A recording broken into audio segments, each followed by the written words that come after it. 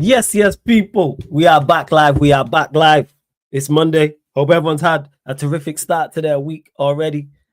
We are here back live as usual on a Monday for Talk Your Ish, which is the fan calling show live on the Sarcasm City TV YouTube channel.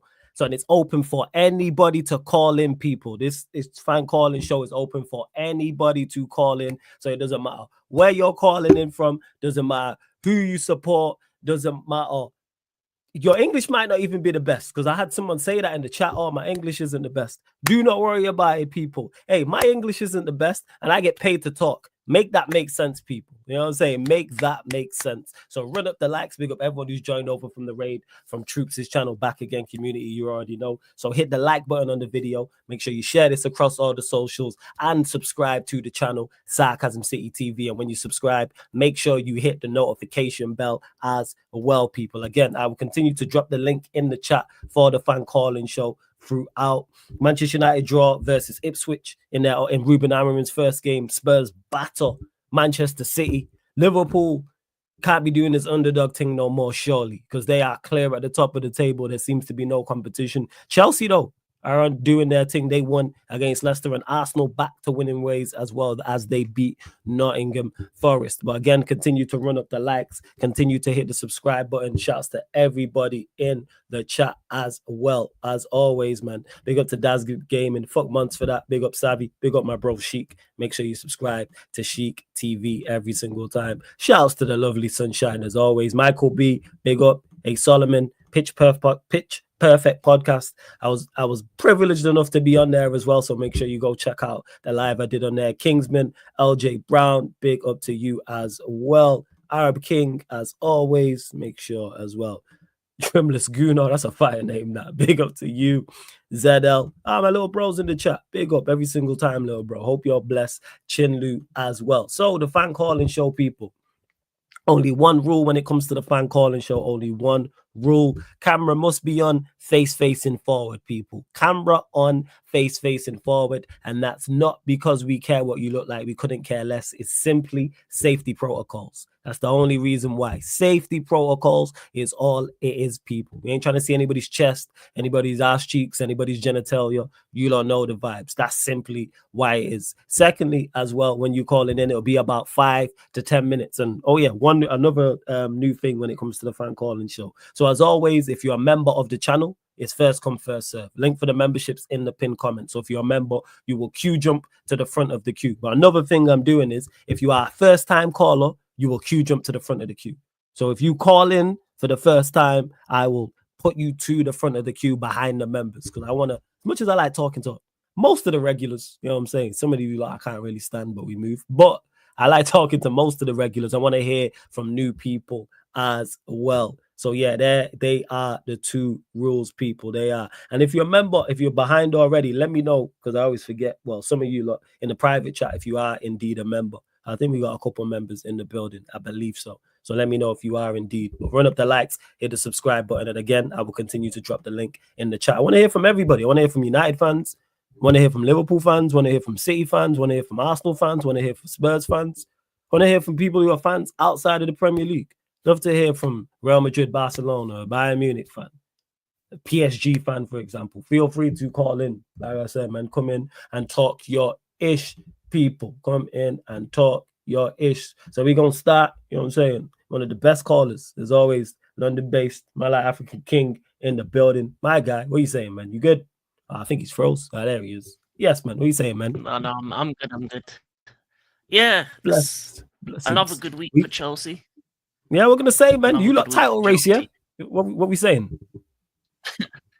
No, I don't really. To be fair, a lot of fans look at this weekend as something to predict the future. But for me, after an international break, I don't really look at the results as something that's gonna say, oh, we're gonna go for a title race, we're gonna go for this or that, because a lot of the players that are coming back are either tired, some are injured. You're going to have a lot of like differences when it comes to your lineups. So even if you look at all the teams, a lot of the players are kind of like not here nor there. So for me, even if you looked at my team, we had like João Felix, Badiashile playing, and they're not really regulars. So it's just kind of a thing of in this kind of weekend, you just go get the 3 points and then move on to the next one, rather than kind of think of it as something that's going to be, oh, this is our team for the next 20, 30 games, and this is gonna be the team that takes us to the top.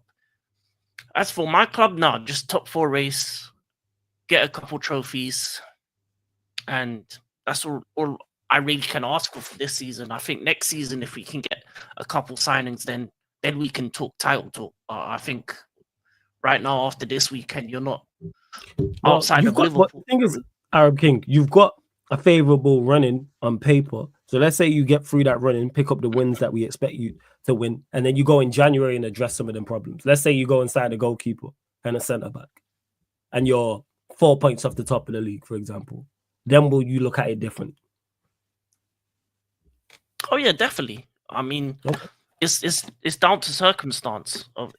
If you're in within a shout, if you're close to the top, and you've actually addressed your problems in January, that means, for me, it will show that my owners are ambitious enough to say, okay, we're doing well, spend a bit more money to get this title, or we know our problems. But I don't know if we're going to spend in January. I don't know if any team's going to really spend in January, because last January, not a lot of teams spent. So I doubt it. I doubt we're going to do any moves. But if it did happen, then yeah, I'd be looking at my team to go for the title, because we're Chelsea Football Club. In the end of the day, when you're a big team and you have the opportunity to win something, especially the way Man City are looking right now, you got to take it. That's why you have to look at like a team like Arsenal and look at them and say they're failing this season, because the moment that City looked like they're broken, they're wounded, they're nowhere to be seen.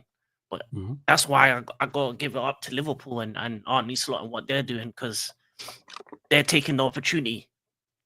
They found the right moment to kind of strike, and they're looking good. So that's how I see it, really. If you're within like 5 points, then you're within the title. Then you can go for it, definitely. Then you can go, because it looked like I said your next, like, let me actually pull up your fixtures on paper, are very, very favourable. I've seen like the next 10 fixtures floating around on social media, and I look at it and I go, this is just in the league. So Villa at home, you are in terrible form. Southampton away, Spurs away, Brentford at home, Everton away, Fulham at home, Ipswich away, Palace away, Bournemouth at home, Wolves at home, City away, West Ham at home. And that takes you to the 1st of February. Now, obviously, things can change with those teams form-wise, injuries, etc. Maybe a new manager in a couple of instances. But you look at them fixtures right now, favourable, just to the end of the year, because it stops Ipswich away, and that's your last game. You look at that, favourable though. Yeah. Villa in awful form, Southampton away, they're dreadful. Spurs away, you always do well. Brentford are a good side, but concede a lot of goals. Everton, definitely favourites for that. Fulham, obviously, have been playing well, but like they've returned back to their level, and then Ipswich away. Surely you got to be confident. And they obviously the game's not played on paper, but you still got to be confident, especially with the way you're playing. Yeah, confident, but also apprehensive.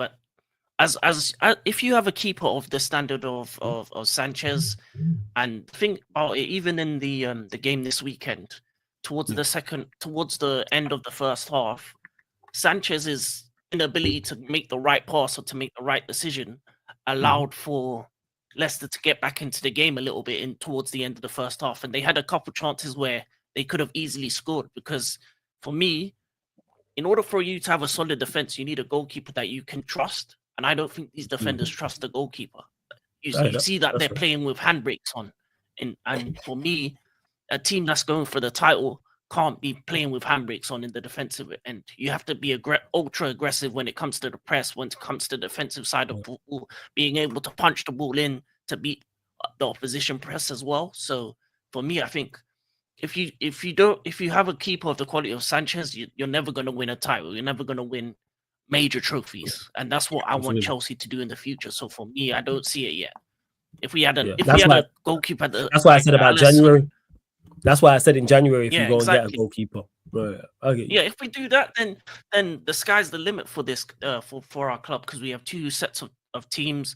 The Conference League is a piss poor trophy, so you can use the backups for those games. Absolutely. So yeah, definitely if you get the right goalkeeper in, then yeah, you've got a chance of winning the title this season because City seem to be out of the picture. And as much as Liverpool look good, they are one of two teams that have a tendency to have a poor second half of the season, just like Arsenal do. They've done it before where they've had a good start and then dropped off the second half of the season. But you never know. I think for me, I'm kind of apprehensive with the kind of players we have, especially with the likes of Sanchez, Jackson. Even though he's doing great right now, he needs to continue that form. And I always kind of think a game at a time rather than thinking too far ahead, because I think that's the biggest issue is that people look at one game and think that's the end and end all. Like if you look at your club, Man United, this one game doesn't indicate Ruben Amorim's error for the next 5 to 10 games because some of these players aren't going to play. Some of these players in a couple of years aren't going to be here. Some of these players are just not good enough for their system. So you kind of have to look at it as a game at a time and see the tweaks that a manager makes. But I like the way Enzo talks about football. I like the way that you can see when, okay, this is wrong, that is wrong. I can change this here, I can change that here. And I like the fact that he tries to experiment with the lineups, especially in the Conference League as well, just to get the players get some confidence, get some minutes in. So I think all our players are playing well, and I think it's just a good time to be a Chelsea fan because you can be relaxed. It's not like you're going into every weekend thinking the worst. So all I got to say is that I'm just happy to be a Chelsea fan. I'm relaxed. It's the most relaxed I've been in a couple of years. 12, 6. For now, we're just looking top 4. If anything, the most stressed fans are probably Arsenal fans right now and City fans at the moment. Yeah, in terms City of fans if they look at their teams where they should be, they're hella stressed. And it's kind of funny because even though City have lost 5 in a row, they're still above everyone else apart from Liverpool, which shows that the rest of the league needs to step up still. Because you can't be a team of that quality losing 5 in a row and then the rest of the teams are just like not doing what they need to do to get up there. How are they not past? How have we or Arsenal not passed City yet? For me, it's just outstanding. So it's a very interesting season. I think it's going to be a crazy ride. I still have Liverpool to win the title right now for me. I said it from the start. I think a lot of people downplayed what they have. And for me, they're one of 2 teams that actually have legitimate world-class players. Them and City are the only 2 teams in my mind that have legitimate world-class players that have been there and done it. So if you have a Van Dijk, and Alisson and a Salah, you can really do anything this season. If you're a Liverpool fan, you should be excited, to be honest. That's fair. Not fair. Let me get predictions for your next 2 games. So you play Heidenheim in the Conference League on Thursday. Scoreline prediction for that. That could be anything. I'm just gonna go 6-0. 6-0. First, and then Villa at home. Because Villa are in woeful form in the league. As much as they're in bad form, Chelsea have this tendency in the past to kind of be the gift givers, the team to help a team get back up. We did it with Newcastle, and I don't want to have the same situation with Villa, especially they're a sleeping giant in the sense they've got a lot of quality in their team. So I think it'll be a close one. I think we'll concede 1, so I think it will be like a 2-1. I don't see it being a blow-away win. I think it will just be a close, nail-biting affair. Yeah, 2-1. Because at home we're not as good as. Because at home we're not as good as away. Our home form is kind of poor comparative to our away form, so we seem to be a lot more comfortable away from home. So I'm not sure what the correlation is, but yeah, at home our home record isn't as great as it should be in the Premier League, especially. Well, Arab King, always good chopping up with you, man. Great way to start. Always very balanced. Great points as well, man. Always good, man. Because like I said, man, genuinely, trust me, some of these clowns that I talk to on here, some of them, even you lot, the regulars. So yeah, man, it's always good to talk to.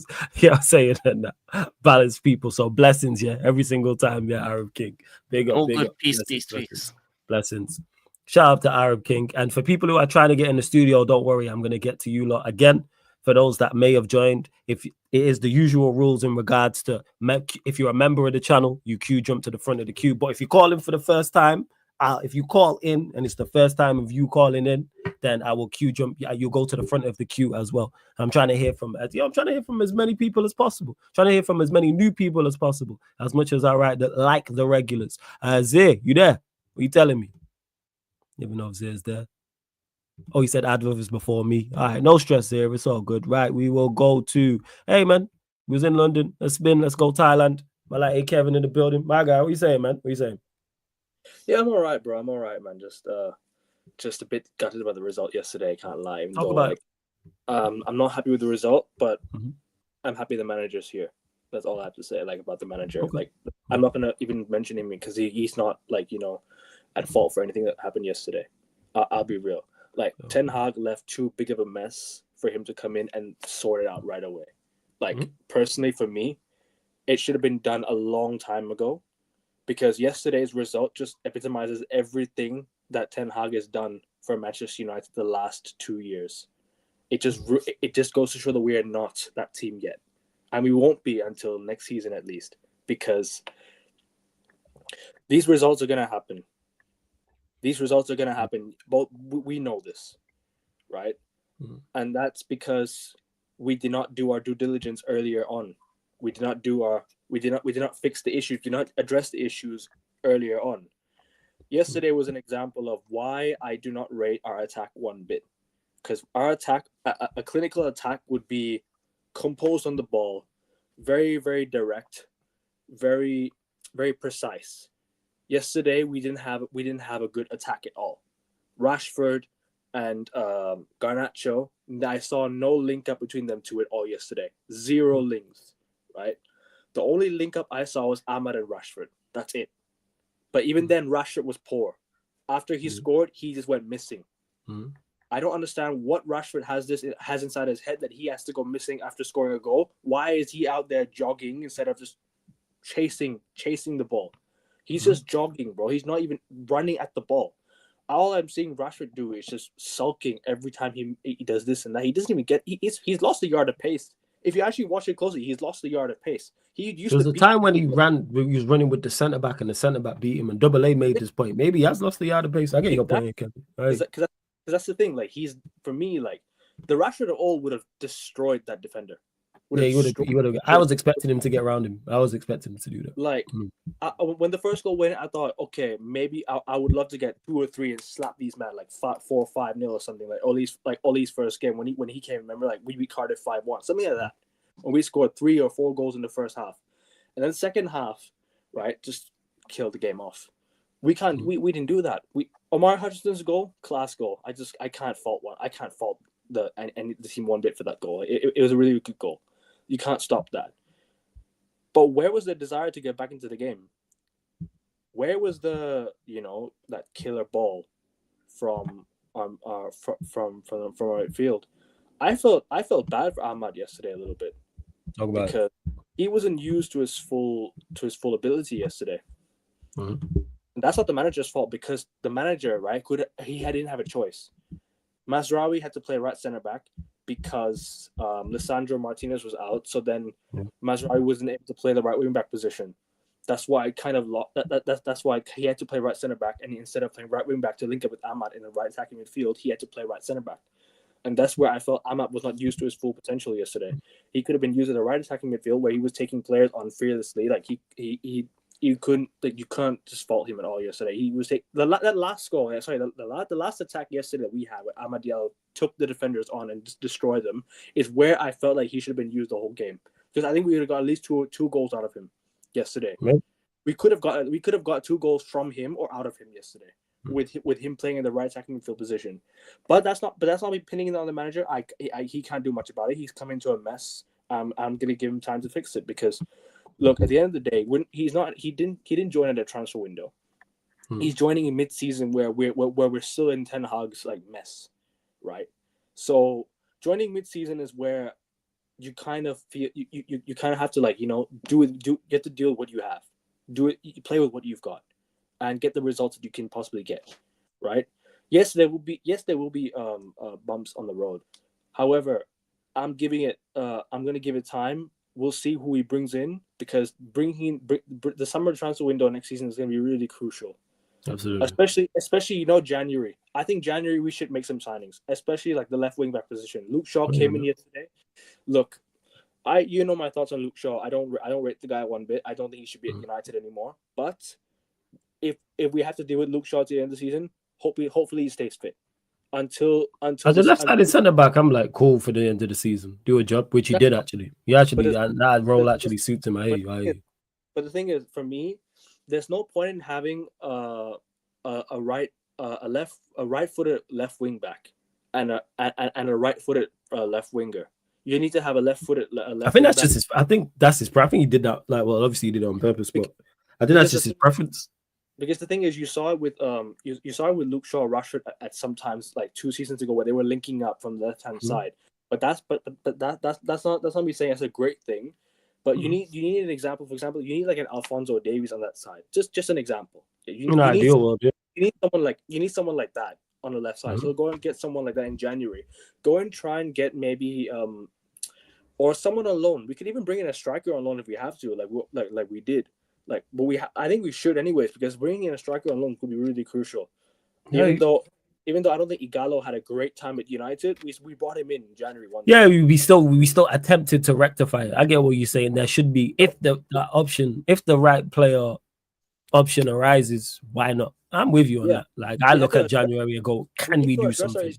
We need to address our issues, and we have not done that in the summer. Personally, for me, like I said, I'm going to say this again. We should have sacked Ten Hag since the summer and brought Amorim in to bring his own players in. Maybe we could have got Gyökeres by now. Maybe we could have got someone like Gonzalo Inacio to play at left center back position. We need someone who can defend the wide areas, right? And Inacio can do that. Maybe go get someone like I don't know, some quality center back. Bring it. But De Ligt is good. I like De Ligt. He can play there. Mazraoui, right wing back, cool. He's class. I think on the wings he's been very, very good this year. Amad Diallo, for me, on the right-hand side, he looks very, very promising. So we need to play him in that right attack midfielder. And I thought Bruno Fernandes, even though I don't rate him, had a solid game yesterday. It was one of his better performances yesterday. I thought he played some really good passes yesterday. But that's when the manager says, he even addressed it himself, that Bruno always wants to try the long ball. He literally called it out in his interviews. Like, yes, Xerxes has to be in the box. Bruno wants to play a long ball. He's being precise with everything he wants, and that's what I like from the manager. I can't fault him one bit. He's literally addressed every issue that was there at the game yesterday, and I hope he fixes this. And I'm gonna back him to fix it. I think for me, I will give him time. However, when I do see something, I will call it out. I support Manchester United. I'm not gonna sit there and be like, I blindly back everything that the football club does. No, that's not my job. As a fan, I have to do it. I have to do what I want. I love the club. I love the club, and I want the club to do well. I want the club to succeed. So that's what we have to do. We have to succeed in the next few years. Otherwise, I think we're finished. This is fact. Of course, it's about succeeding. Right. This is the guy I feel like we need. Like, this is the guy that I think that if he does not take us to the top, I don't know who else will. There we other managers, but hopefully he's as good as we think he is. But let me get your prediction for our next 2 games. Bodo Glimt. 3-0 United. Cool. I don't think our attackers will score. I think it'll be more like a goal contribution from like, for example, maybe like a De Ligt from a corner or something like that. Maybe like Casemiro as well. Someone like that. Like because I don't think our attackers competent enough to score like 2-3 goals a game like that. Nah, I don't see it. Yeah. I see like everyone chipping the goal. And Everton, I think, will be in 2-0. And then at home to Everton? Yeah, 2-0 United. 2-0. All right, hey, Kevin. Big up, man. Always good chopping over with you, my guy. Blessings. Yeah. Bless every single time. Bless. I'm nearing 100. Say that again. You broke up. Say that again. I'm nearing 100 subs, people, on my channel, so please go subscribe. I'm gonna be doing NBA. I'm gonna be an NBA on talk on my channel today, and football Premier League review tomorrow, because Newcastle, Everton. It's a Newcastle West Ham tonight. So yeah, we'll be doing that and a lot more on the channel. F1, we'll be doing football, basketball, F1. So please subscribe, and I'm nearly at 100 subs. Get me there, people, please. Thank you. Get up there. Drop the link in the chat as always. AM Sports people. Big up, Kevin, yeah? Every single time. Blessings. Big up to everyone that's calling in. I tried, like I said, I'm going to do my best to get to all the calls. Don't worry about that. If you are a new caller, you will queue jump, people. You will go to the front of the queue. If you are a first-time caller, of course, members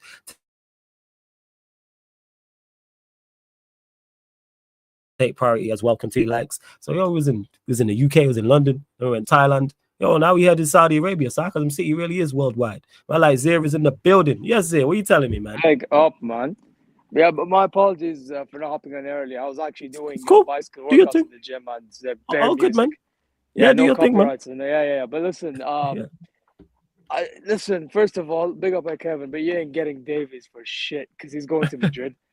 Just have to. This guy just came on point to that burst my bubble, you know. That's my dream. So I know he's going to Madrid, but let me dream, man. Let our brother dream. No. There's no dreaming, bro. When it comes to Madrid, there's no dreaming, unfortunately, especially Davies. Although funny, you know what's funny enough though, there was Go on. news about how apparently him staying is a possibility, but I don't see it. I don't believe Okay. in that crap. It's one of them ones. But for me, it's one of them ones. Like I believe it when I see it. That thing, you know what I'm saying? But listen, man. I mean, I don't know if you see the subtitle. It says Oh, must kill PSG. All right, talk to us must kill about that. PSG. Yeah, I said man. must kill PSG. Bro, You know, talk to us. Yeah, you know what it is for me. It's like, come on, man. We're Bayern Munich. We ain't like some bum team, bro. We need to be beating these guys, in my opinion. Because I'm not gonna lie. Listen, that game we had against Augsburg this past weekend, good game. I can't lie. And I actually mean, like, despite winning, good performance. Okay. And like Augsburg made things hard for us. But like again, we need to keep going now, bro. Because if we ain't keep on going, then at some stage we ain't building no momentum. We don't build momentum, then what we're looking for, we ain't getting. So, but you know, in the league, it's looking for so surprisingly pretty good because everyone else below us are bums, except for Frankfurt, maybe. Frankfurt, the only team you look at that goal that can do something. Yeah, they're second, but like even I don't even know if they're gonna do something neither. Like they look like Amar Marmoush is cooking and them, and but I'm like, I have a feeling they'll even drop off as well. So it's like, we're just gonna win the league now. You're gonna win the league, which is what you when we smoked last time, is what you said. Yeah, you wanted. Yeah. It looks like. I mean, if they keep on dropping and we keep on going, then yeah. But then again, I'm looking at us though. The thing is, we could be winning the league, but again, I'm also looking at our performance because again, yes, I won the league, and that's what I said. But that doesn't mean we don't go for other competitions. If we're looking good in the league, what did we used to do? We go for other competitions. But we're not looking good in Champions Leagues, and we play against PSG tomorrow. We need to start getting results. I know I hear that PSG, they're going to be looking to go after us as well because obviously they haven't had a good run as well. Yeah. But at the end of the day, I'm looking at it and I'm like, who cares? I care about us. I don't care about them. You know what I'm saying? Yeah, I know exactly what you're saying. Yeah, because they struggling in the champs. They 25th. Jesus. Yeah. They're 25th. Yeah, and we're like 16th or something. 16th. Yeah, you're 17th. Yeah, you're 17th. Yeah. See, 17th. So I got one off. But the thing is, we need to start getting results so we can get to the top 8, man. Because we should not be finishing playoff. That is pathetic for our standards. Genuinely. The thing is, though, right? We have Paulinho missing, Pavlovic missing. So our midfield option is Goretzka and Kimmich. Damn. Jesus. But you know what? Funny enough, and you can ask Steve because Steve and I were in the same watch along on the Barview. Yeah. We got Barview, by the way. But literally, Goretzka actually performed amazing that game. You know what's crazy? Even though when you say it, it sounds bad on paper, it comes down to profiles. Kimmich is technical and Goretzka can run around. Yeah, but I mean, Kimmich technical, I wouldn't say that. Well, you don't even say he's technical like that. I wouldn't say technical. I think technical is that's when like fans overhype it. I think Kimmich is one of them ones is like that has an intelligent mind. Let's just say, so like he's able to pick up passes. However, though, you'll get moments from Kimmich in which he'll just like take the dumbest corners ever. You play EAFC, right? And you know players that like take corners to try to score on the net. Yeah. I know exactly when you try to score from there. Yeah, from the corner. That's what Kimmich does, bro. And this is why Olise needs to start taking corners and not that guy, man. He's pissing me off with them. You know what I'm saying? But listen, so far in the league, it's looking good on paper. Again, I have to premise that. But yeah, we need to beat PSG. We need to beat Borussia Dortmund afterwards in their stadium, and then we need to in their class, and then we need to beat Leverkusen in the cup. In the round 16, back to back. So let me get your scoreline predictions for those two games. So PSG at home. I think we win 2-1. I don't think we're gonna beat them convincingly, to be honest, because I don't think we got that killer instinct in us nowadays, like Gnabry and them. I don't see them killing off PSG like that. But I don't see PSG doing a job neither, and I see them getting a goal off a break or something with like Barcola or Ousmane Dembele or something. And the Borussia Dortmund, bro, Borussia Dortmund are a Dortmund hit-and-miss away, team. yeah. What you saying, Dortmund away? Bro, I don't know, because that one I don't know, because they're a hit and miss, bro. One day they're gonna be unreal, another day they won 4-0 against Freiburg the other day, by the way. Chiefs. So yeah. So actually, I'm gonna play it safe because I'm not one of the fans that want to like go. Usually we beat them, but I can't do it here, man. I'm gonna say like 2-2 draw or something. I'll play it safe. Okay, 2-2 draw. All right, Zay. Big up, man. Blessings always good chopping it up with you, yeah? Every single time. Yeah, Big man, up, big yeah? up, man, Blessings, big up, man, blessings. big up, man. Every time. Shout out to Zay, man. Make sure you subscribe to the Bayern View. We mentioned Steve. He works with Strasbourg Steve as well. So make sure you check out Zay's content. Sai, you there? Yeah, he is. Yes, Sai. What's going on, man? How are you, fellas? Fine, all good. Bless. You good? First of all, fuck you, fuck Man United. You said that in Troops podcast. You said that first you started, and I have to continue. And I will get Liverpool out first. Then I will come to Man United. I have to talk couple of things. United. Okay. Yeah, go on. See, yesterday's game was absolute shit, man. Really, we didn't perform well. Mm-hmm. I think this is the first game. Van Dijk and Konate looked really, really shaky. Mm-hmm. That Dibbling guy, excellent player, man. Excellent player. Dibbling just seems like a good player. I think he will go top 6, man. I really think he will go top 6. He will. Someone will pick up. He's a good dribbler, excellent passer of the ball. He's playing good. They give us problems, man. Literally, they give us problems. But Southampton is giving Christmas. They give an early Christmas for us. They're giving gifts. They did Literally, give gifts. they give gifts. They man. gave Christmas gifts. Literally, they did. I can't believe my eyes. 3. I think. See. If you played well, I say if you played well. But they give 3 gifts for Liverpool yesterday. Absolutely. Handball. What McCarthy doing is absolutely I don't know. It's a gift for us. And so was like excellent finish, man. Literally, see, he played well, very well yesterday. He's absolutely shit this season, but he played really well yesterday. Mm-hmm. He's passed the ball well. The shot was with a weak foot. It was very, very good. See, after international break, I want points. City dropped the points. I just want the 3 points. And in coming games, I want to see we are dominant. We have to dominate, man. Let's say dominate means not a 70 to 80%, not City like, but I want to see more goals scored. I want to see imposing the team. I want to see that. Fine. And one more thing, see Salah giving interview because he wants more money, man. That's it. Already Liverpool. You don't want more money. Already. See, that's why I'm saying already Liverpool are in conversations. All are going well, but he wants more money. He wants more years. Liverpool are saying 2. He wants 3. Yeah. I think he wants 3 years, and he Give wants him the 3 years. 500k. Does he want 500k? I think he wants 500k. Okay. He's already on 400. Is he 4? Are you sure it's that high? Hey, chat, let me know. You sure he ain't on 400k? Your wage budget ain't like that. No way he's on 400k. See, I think he's 350 to 400. I don't think you lot are paying anyone 400. Nah, I think he's on 250. See, definitely 350 above. Definitely 350 above. You lot paying that money. You lot don't pay big money like that there. See, last contract we paid. Last contract you have to pay. It was at 350. Hey, chat, let us know. What's Salah on? Like rumor. I think he definitely see, I think he definitely above 350k. Definitely will be 350k. I will be surprised. If he is not 350k, I will be surprised. Yeah, they're saying this is on the Daily Mail, so he's telling me, this is saying 300k a week. No. Oh, his deal. So this plus bonuses is 350. All right, we move. But go on, carry on.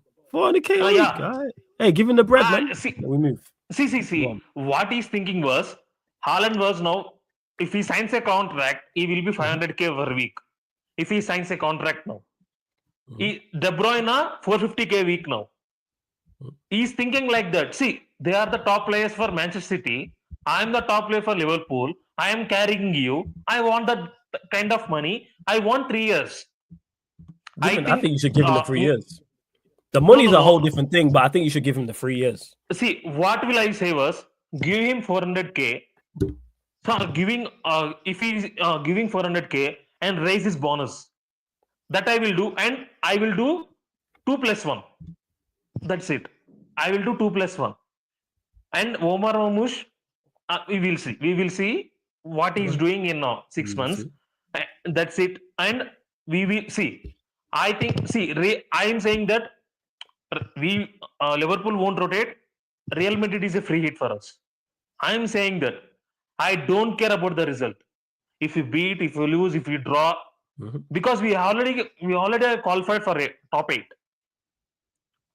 It is very easy games, and my only focus was City. Next, Manchester City is a big game for us. It is a big game. Facts. It's a really big game for us. See, if we drop points, Arsenal will raise. Chelsea, Arsenal will. I don't want that. I don't fucking Arsenal raise. I want, see, the dialogue is there, the troops. We are 15th. I want that. I want the troops back. Literally, I want troops back. Troops is I there. want to see troops. He's just not being like over like extremely vocal about it. Flawless, He's there. flawless. This is the Arsenal we are not seeing, man. Give 5 to 6 years Arsenal back, Arsenal. We are enjoying flawless. Literally, we are enjoying. I want that troops. See, as a person, he's very, very excellent. As a team, I want absolute shit for Arsenal. I hate them. Literally, I hate the fan base. I hate them all. Them more than you, more than your fan base. I hate them, Arsenal. But as a team, Manchester United. And coming to United, see, one more thing, flawless. I think you think also, I don't know. Do you think these managers, this press and all other putting very much high pressure on Almiron? Because why I'm saying was, he came here before only. He's very press is going very hard, and he's giving absolutely everywhere interviews, and the PR also. I just want United go and say the press, leave him alone. He said that, leave him alone, man. He might say that. He might say that already. He said already. He did say there's a lot going on. But hey, welcome to Manchester United. That's what. You know what? That's what comes with being a Manchester United manager. Yes, I agree with that. You are the biggest club in. You are the biggest club in England. I agree. So there is so much pressure. Why Gary Neville go there and interview very much soon? Let him breathe, man. See, because if you are saying so much, if you are focused so much, the persons are expect the results also, right? See, all the talk, all you are doing training sections, all the now, and you went on 1-1 draw. You created the hype, and the result doesn't back it off. That's what I'm saying. And one more thing, flawless. I think he is the manager. After so many years, he will flesh out all of them. If your player was not good, you are not good. Fuck off from United. You are not good here. You are not good. You are not at United standards level. If you are good, if you are good, you will stay. If you are working hard, if you play my positions, you will stay. If you are not good, you will say straight to his face. I think Almiron, see, you will struggle for us. I can see that. But I agree with Almiron was, if you struggle now, there will be good results. Literally, there will be good results. Oh, yeah, absolutely. Yeah, go on, carry on. As you were. See, I have done with my family and my friends are United fans. I have done some breakdown videos with them. 3-4-3 system, and it is very, very tricky system, flawless. 3-4-3 is very, very tricky system. And most managers won't choose because there have to be certain players. And all have to be connected. Specific players and specific roles. And one more thing, last manager who won 3-4-3 with Conte. And he played Victor Moses and Alonso left back and right wing back. You have better players than that. And one more thing, I think in the system, Rashford won't be number 9, permanent number 9. Mhm. Johnny Evans will be not there. Uh-huh. In future, Martinez also will not be there. Mhm. I could see that. In future, and Casemiro also will not be there. Mhm. And Bruno, I think last 1 or 2 years, and he won't accept Bruno Fernandes kind of football. See, I watch Sporting very much. I think he will bring not Gogres. You have to bring Diamande. See, leave Gogres there. Bring the whole lot of them. But I hear you. No. Yeah. Diamande is your main target because he can defend wide. He's very, very exciting. He's very you have to have the physical presence flawless. We have Van Dijk, Absolutely. We lack physicality, but that's for everyone. Yeah, I get what you're saying. But he said that himself before the game in one of the interviews. Yeah. He was like the team which I've been saying. I don't wish good for United, but I want to see tactics, and I am interested in very tactics. I'm very, very much nerd. I seen so many good things yesterday, but there will be lot more problems for you because this player will. Every manager sees that, right? You can see now, Anthony, fuck off. No, you're not United standards. And next one more player also there, man. Mount. Pick. You know what it is, Si? Pick a name and number. But before I gotta let you go, because it's always good chopping up with you. Real Madrid at home. Scoreline prediction. 2-1 Liverpool. Okay. And Manchester City 3-0. 3-0. What? 3-0 Liverpool, yeah? And then that's title done. Because you said if you beat City, title done. Yeah, we are to lose.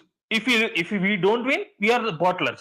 We are the lose. Yeah. That's it. This, I respect that. All right, cool. All right, Si. I'm gonna let you go. One more thing, fellas. Go. Sideman match is there, right? March 8th. I'm coming to that. And I will see. Which match? Which match? Charity match, Sideman. Oh, is it? Okay. Wembley. All right. Oh, you going? Oh, you going? Oh, you coming to the UK? All right. Yeah, Wembley. I came for United and that game. Okay. Excellent. Enjoy, man. Sideman charity match, yeah. Enjoy, man. For true. Enjoy. Big up, man. Yeah, blessings, Si, excellent. Always good talking to you. Blessings. Big up my guy, Si, man. I say I'm gonna continue to get to all the calls. If I rush you off, apologies. I continue to drop the link in the chat. Again, if you're a member, you will queue jump, go to the front of the queue. If you're a first-time caller, then I will queue jump you as well. You'll go to the front of the queue. Probably this next caller we're gonna get to. Probably the happiest man on the planet in terms of what his club did on the weekend. I don't think there's gonna be a happier bunch of fans than these lot. Go welcome my guy Charlie into the building. No filter FC. What are you saying, Charlie? You good? All good, Flawless. Yeah. I heard what you said there. To be honest, I'm shocked. Like in a good way. I'm astonished with what just happened. Like, to be honest, if you told me before it was 4-0, I'd be like 4-0 City. I wouldn't even think about it. Yeah. That was nuts. I struggle to describe what happened. To be honest, I'm still in shock about it now. I couldn't believe what I was seeing. I couldn't believe it. But props to you lot. Did the business. Hey, talk about it, man. Floor is yours. This is your time. Yeah, no, big up for having me on again, Flawless. Of course, man. Yeah, no, it's do you know what it is, right? I've been saying with Spurs like the whole season that if you look at our wins, we've scored like 4 goals. 4-1 Villa, West Ham, Everton, and now Man City somehow. When we have space, when we play against teams that, come at us, leave space in behind, we can actually do very well. We actually get like good results, and our football kind of what he wants to do. Actually, when it works, we can actually blow teams away. I said after the Ipswich game, our problem is when a team doesn't leave space, we don't have a clue what to do. When it's not even just a low block, when they're all back, we don't know what to do. With City yesterday, I'll be honest, right? I knew that they were going to leave us space. I did predict like a 4-2 City, so I knew we would get a couple of goals in this game. But I didn't think we'd have, first of all, the defensive capability of keeping them out. And secondly, I think even though they were going to give us space, I thought that we just wouldn't, the qualities without Rodri and Kovacic and stuff, the quality would have been kind of too much for us to kind of trouble them as much as we have other teams like West Ham, Villas who play that type of way. I'll be honest, right? We cut them open, like completely cut them open. That's exactly what it was. And to go to the Etihad, where they haven't lost in 2 years, and win 4-0 was nuts. I mean, we've beaten City before, but like 4-0 was insane. And I think that it just shows, that game showed everyone what our strengths are. In transition, when we have space, we can be dangerous. And you saw it with Maddison. I thought that was Maddison's best game for us by far since he's come to the club. He was on smoke. Yeah, not just the 2 goals, but outside of that, his control in the midfield, that's the best he's played for us. And then our other forwards, Son with the space looked dangerous. Kulu as well, who played on the right where he hasn't played for a while. So yeah, and then you had for right at the end, Timo and Johnson combining for a goal at the Etihad. I mean, who would have thought? So that's crazy. I still can't get over that. The way that man went past Walker. That just said to me, Walker's crazy. Done. I mean, I've been debating it. I've been debating it in my head for a while, like the last year or so, but that just confirms to me that Walker, he's done. He's finished at the top level. But yeah, no, flawless. It was interesting to say the least. I mean, like I said, it was one of those where we didn't just go there and kind of fluke a set piece. We actually like deserved it. Like we actually went there and played them off. We played them off the park, and defensively, battered them. Not even just scoreline wise, we dominated them in the midfield. Saar, Bissouma, Maddison, really physical compared to their midfield. To be honest, was quite lightweight. Lots of quality there, no doubt. But Gundogan, Lewis, and Foden, it's not really the most physical midfield. So we did well to kind of win that battle. And I think defensively as well, without our 2 first-choice centre-backs, Van de Ven, Romero, we actually, for once under this manager, we looked organised. We actually looked like there was some sort of structure there defensively. And this was without our main back too. So I'll be honest, right? Was that because City, the way they play, they kind of forced us to? Potentially, it could be. But I just hope that, look, going forward, I just hope that our manager has actually figured out that defense is actually part of the game, because on Saturday we looked organized. We actually we looked like there was a structure there, and that's what I want to see. And this is what I've been saying. This squad that we have, it's not the best squad. We have a lot of deficiencies in our squad, but what our squad is good at is this style of football, is counter-attacking football. That's what these players in our squad are suited to. And I think if he looks at this game and goes with this, not saying in every game, when we play teams right down the bottom, we have to, we're going to have to pin them in. We're going to have to do this. But if Ange looks at this and says, look, because this is the best way to get results. If he looks at this and continues with this, then maybe I'll be like, do you know what? This guy's actually turning a corner in terms of his flexibility and his adaptability. But I need to see it before I believe it. As a fan, look, I'm buzzing with that. I did not expect us to get anything from that game, and we've gone and beaten them 4-0. And I think there's no complaints. Everybody played well. Everyone was fantastic. And all 4 goals, they were high-quality goals. That was the thing. They were really, ridiculous really goals. high quality. Team goals, especially the third one, the one that Kulusevski started. Porro. That high-quality goals. So this is what I'm saying. I'm not going to get carried away. Like I said with Spurs, we've beaten Pep more than any other team somehow. I don't know how these things work, but that's just been the way it's been under multiple different managers. We seem to be just this thorn in their side, and I don't know what it is. So we've beaten them before. So this is why I'm not going to go overboard. I'm not going to get carried away. We got Roma, Fulham. Fulham is going to be a completely different, even Roma as well. I watched Roma against Napoli. They went under Ranieri. They went with a low block, 4-4-2, just stinking it out. And they only lost 1-0. So I'm saying that's going to be a test. I want to see what we do in that game against that low block. And then obviously Fulham, we know they're going to play a low block as well at our ground. So this is going to be the test. Consistency. This is what I said to you last time, Flawless. After Ipswich, look, it's just we win-loss. We've lost 5 games, 1-6. I mean, it says everything. So for me, look, obviously buzzing with that result in itself, but in terms of the bigger picture, I'm not going to get carried away. I've been here before as a Spurs fan. We've beaten City. I've been here before. I've been here. We've been seen here it many times. Yeah, we beat. For those that don't remember, we beat City at the Etihad under Conte, and then lost to Burnley 2 days later. So I'm just holding back. I'm not. I'm seeing a lot of our That's fan crazy work, to beat City away, and it was the Burnley game at their place, or was that your place? It was at their place. That's crazy work still to go to Turf Moor and then lose a few days later after just beating Manchester City.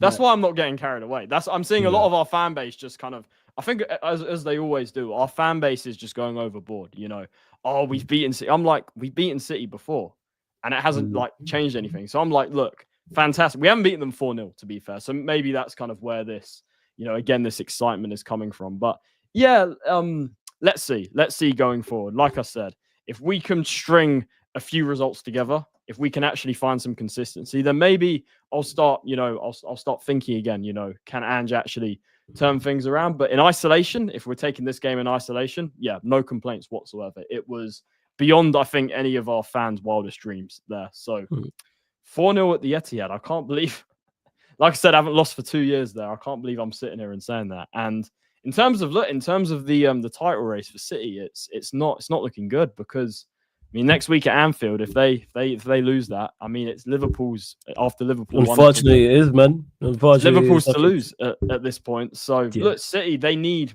to get players back. They need to bring in players in January. But at the moment, it's come January. The question is, will they be still in it? Because if they are still in it, I still back City, because every time they've been in a race, they've won it under Pep. Because that one season where Liverpool won it, the race was over by like November, December time. If they're in the race, I'm still going to back City. But if Liverpool, look, they can make that gap 11 points. Is it over? That will be the question to me. So I think, unfortunately, I think it is. Still a long way to go. But look, with the injuries, that's the thing with City. I've never seen them. I've seen them lose games, but I've never seen them capitulate. That's the difference. You see, like you mentioned there, you've beat them before. Yes, but it's the manner in which you did this one. This weren't competitive like that. You fully deserved to win. It could have been more. Yeah, 100%. Like we had the best chances. We had 9 shots and 7 on target. They had 23 shots and 5 on target. So with less opportunities, we created more. So this is what I'm saying, Flawless. This game, this is what suits our players. This is what suits our squad. Counter-attacking. When we have space, we can hurt teams and we can beat teams.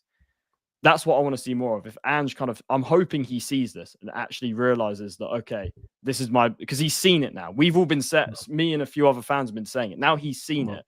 I'm hoping that he can actually go over this moving forward. That defense is actually a part of it. Nah, 100%. Let me get your prediction for your next 2 games. So Roma at home in the Europa League.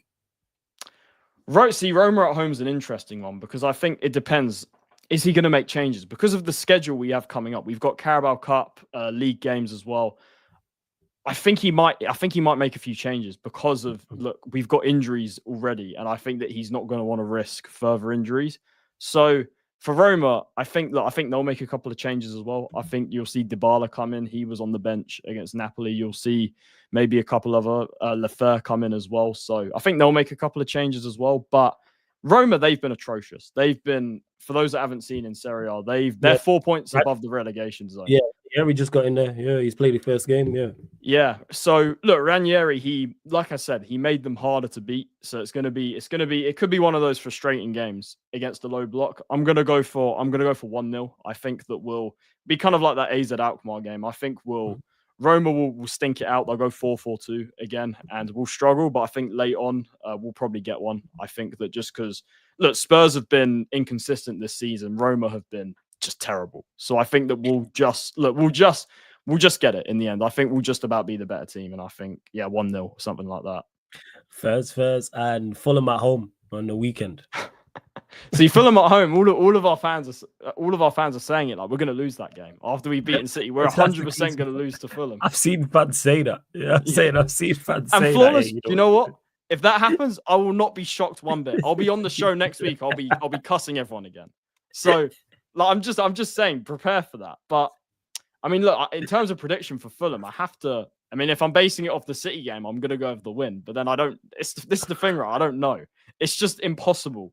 Like we're probably the most unpredictable team I've ever seen. You are, because it's like you lot just packed up City at their place. Fulham just got packed by Wolves on their home patch, but then you lot can go loose to Fulham at your gaff. 100%. If I was to give you a prediction, if you look at the way they play, they're going to come with a low block, aren't they? So 2-1 Spurs against low block kind of teams. Okay, so 2 wins from 2. First. I have to. After the City game, look, I'm going to back us, of course. But of course. I'm just saying with the caveat. If it goes pear shaped, don't be shocked. Do not be shocked. Yeah. 100%. But let them know what you got coming up on your channel, where they can find you and all that good stuff, man.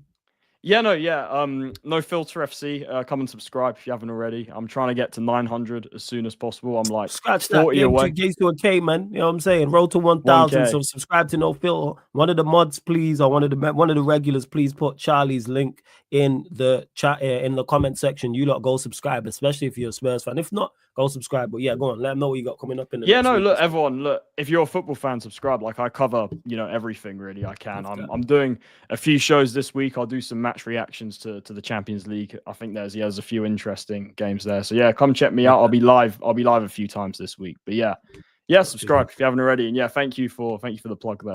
Of course, Charlie, man. Always good chopping it up with you, man. Blessings, yeah. I'll catch up with you soon. 100%. Big up, my guy. Big up, blessings. Shout out to Charlie, man. Always good chopping it up with Charlie. And I believe new caller. I believe so. I don't think he's been on before. I don't think so. So I don't think so. You got welcome. Yeah, the name's crazy. But hey, man, big up to my like pipe in the building. My guy, what you saying? Big up, man. Calling from Grenada. Oh, is it? Oh, big up, man. Blessings. I've seen you in the chat actually on a couple man. of Last occasions. night I was in the chat last night. Yeah, man. Blessings. Who's your team? Who's you support? Manchester United. All right, let's go, man. Hey, talk to us, man. Amarim, the game, whole nine. Your thoughts, man. First thing I want to say, Manchester United fans does make a mistake with mentality and ability. When they say the players don't have mentality, is that they don't have ability. So Marcus Rashford, Garnacho, Bruno Fernandes, Højlund, they lack ability, not mentality. And that's a big mistake we make all the time, right? But Amarim, I think he's the right manager for the job, but he needs to make changes as soon as possible. He cannot allow the players that cannot play football to be playing and sink him right down. He needs to drop them as soon as possible. I know Bruno Fernandes is a bit difficult to drop him because he's the captain, but I think the Rashford, the Garnacho, from day one, he should see they lack something in order for him to go forward as a club. And I have opinions on players I think we should get. And I know the fans wouldn't agree, some of them, but that's cool. I have my opinion and some of the players. I think we should spend heavy trying to get Camavinga at Real Madrid. If we could get him for 100 million.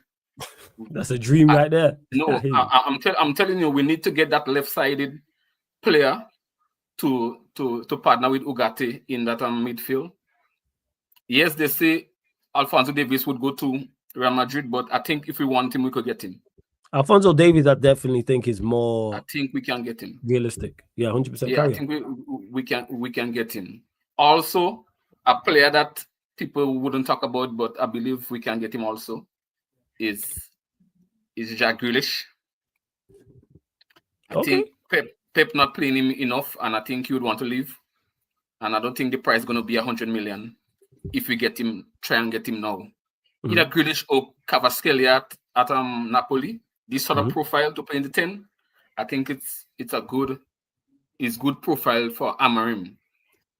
I'm not going to judge him as yet, but the longer he play, the players I know and you know, and Manchester United fans know, the real ones like Rance and Said and so, who actually know and watch football closely, you could know that Garnacho wouldn't make it. You would know that Bruno Fernandes lack ability in carrying the ball. He always want to play the Hollywood pass. He not this kind of intricate player that you want on the ball.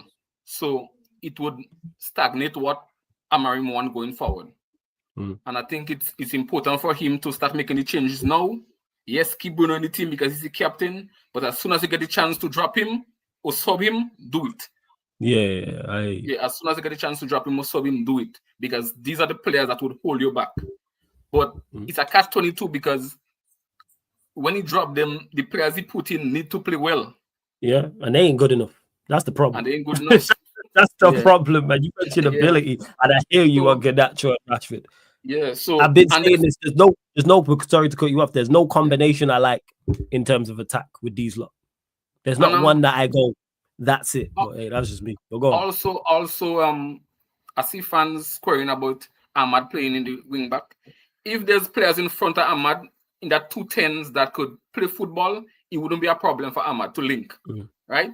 Because Ahmad want to play, he want to play, but the players in front of him cannot play. So I think if Ahmad get the players in front of him, like even a Sancho on the right hand side in the 10, would have done wonders because he's a wide 10 technically, you know. So Ahmad playing right wing back is not a problem, but I think going forward, we need to make the changes as soon as possible. Get Kobe Meno in the team. in one of those left 10 before Garnacho. Highland, I think Highland maybe is a rugby player. I don't think he's a football player. No, for real. When I watch, I believe Highland, it's just that he makes sense. Yeah, but he's horrible at football. I think he should go to the Australian rugby league or something, you know. But saying all that, I'm happy with the manager we have. I can't complain. I think he has the ideas. He speaks well, so I think he understands what it takes to be a Manchester United manager. But I could see areas where he can be held back if he don't make drastic decisions in the players he's selecting. He needs to make that decision as soon as possible. Even the likes of Casemiro, yes, he's not the worst player, but you could see he's aging. You could see he can get around the midfielders he wants used to. But I think we need to make the change as soon as possible. And anytime we get a chance to bring in young, vibrant, intelligent players. So even a player like Angel Gomez, I think we should go back for him as well. You know? He's available on the free in the summer. Right. I think his technical foundation is on a high level. And Amarim want players to make better decisions, plus the technical ability once it's there. I think Amarim would do that. So I don't want him to go for the young players who have to take time to adjust. So try and get the players in the league as well. So even Cunha at Wolves in the forward areas, I think he's a good ball carrier. You could get these sort of players that could, shape your team how you want it. And then after, you start getting the big names when you're in, maybe after your first year, when you're actually ready to go and compete. Not first. Anyway, valid points, man. I can't even dispute what you're saying there. And in regards to the players, definitely we need better players, like as everyone has been mentioning, like without doubt. And it's going to be key with him making the changes. The problem he has, he's got to deal with what he has because we can't go into the market. But let me get your predictions for the next couple games. So Bodo Glimt at home. 3-1. 3-1. Everton at home in the league on Sunday. I think I'll say 2-0. 2-0. 2-0. Okay, fast, man. Nah. Big up, man. Great call. Make sure you call back in, man. It's always good chopping over new people, especially more people from the Caribbean as well, man. Because you're the first person from Grenada we've had call in. So salute, man. Big up every single time, Pipe. Respect every time, my G. Yeah? Blessings, man. Blessings. Shout out to Pipe, man. For real. It's always good chopping up with new people as well. And like I say, you're the first person from Grenada we've ever had call in. And again, make sure you subscribe to Charlie's channel, man. No Filter FC. Make sure you do that. And to Man with Wings, he must be drinking Red Bull, says Flawless. Why no one going after Savinho 0017? Well, you didn't call in, my guy. If you want people to go after Savinho, you go after Savinho. Call in. Links in the chat. That's what it is. But yeah, Savinho just got to hold that. But we're going to keep the show on the road, people. Let's go. Family tree. We're heading back to, the UK in the building. He got to be ecstatic after we've seen his team bounce back at home to Nottingham Forest. I like Don C in the building. Yes, family. What are you saying? Yeah, what's going on, brother? You good? I'm blessed, man. You all good, yeah? Bro, just tired by it, but we move. Still struggling from this hangover. That's what happens when you get old. You know what I'm saying? I see you partying, yo. This guy was partying and dancing and all them things there, yo. I love to see it. This guy was dancing and all that, yo. Two-stepping. I love to see it. It's the wife's birthday season. You've got to turn out, innit? Yeah, of course. Love that. Shouts to you and the wife, man. Love that, for real. All right, Mandem, if you ain't married or you ain't got a girlfriend yet, when you get a girlfriend, just get your money up, bro. It makes life a lot easier because you see chicks these days, they're just too damn expensive. I'm telling you, your bread up, man. Right, get that bread up. Get that bread up, like you know what I'm saying. Yo, first and foremost, big up to the Sarcasm City. Old tight Charlie, I hate this in your team, but it's got to be done. Like and subscribe and all the rest of it. Man United. Yeah, let's start with Man United. Cool. I'm not going to join that hype. I'm not going to shit on you, man, too much because I was once there with Arsenal. This is what I'm saying. You, man, played well. You were lucky because they had better chances. I think they had better opportunities. Onana saved those potential goals, but they were so central, so I was expecting him to save them. If they were, especially the first one, if it was more to the left, he wouldn't have got that. You know what I'm saying? But it is what it is. You can only play who's in front of you. And as a first game for Amarin, you saw a little potential, just the players ain't good enough for his system. And that's just basically it. Is what I'm saying. I I want to make this quick and fast. With Arsenal on Sunday, on Saturday, I could only watch the highlights because I was just partying too much. Yeah. You lot played well, man. Take it from me, like you lot genuinely played well, for real. No, do you know? I like to hear that. I like to hear we played well. I just saw the highlights. I can't really complain. But I am going to. Is what I'm saying, because when you still got a man like Jesus, yeah. Because even though people have told me, yeah, he played really well. This is his best game. Yeah. Okay. The last time he scored was against Nottingham Forest in January. Jesus Christ. That's the last time he scored in the league, right? And that's my issue. Did we look better with the transitions, the passing, the moving, him and Saka's link up, him and Odegaard link up? Yeah, he did, because that's the kind of baller he is, right? And unfortunately, someone like Havertz, he hasn't got that kind of technique. He's a good bench player, as we know, but to start with him or Jesus, I think is stupid, isn't it? And it is what it is. Do I still want Jesus at my club? No, I don't want him at my club, because he hasn't earned that spot to be at the club. Yeah. If you're supposed to be on number 9 and you've scored one, okay, the last time you scored was against Nottingham Forest, right? A game that you should be scoring in. Yeah. Really and truly, a game you should be scoring in. What more can I say? Why do I need you in my team? What, to take the wages, to sit on the bench, to bring the hype, to bring the Man City hugging and shit like that? We can see what's happening to Man City. That's what I'm saying. Like, they haven't won in, 5 games now? Yeah. Yeah, 5 games, 5 losses in a row, Manchester City. 5 losses in a row. With us rival fans, we're loving it, yeah? Let's not get too ahead of ourselves, yeah? This is Man City after all. No, this is Pep's Man City after all. So, he could turn it around anytime. Sooner or later, you'll see Edison playing as a number 9, because that's what Pep does. This is what I'm saying. And I'm not gonna shit on him too much, because you know what, yeah, Man City has won 4 league titles previously, so you got to kind of respect that, yeah. And even as a hater, yeah, which I don't really hate them, I kind of respect their movement, because I respect winners. The only team I don't respect is fucking Liverpool, yeah. Talk about it. Remember this?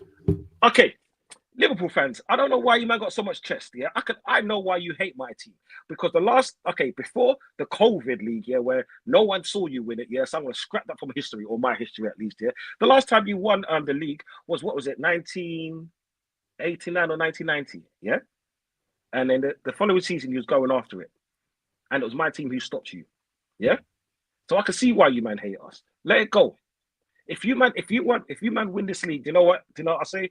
I'll say you're better than Leicester City in the Premier League.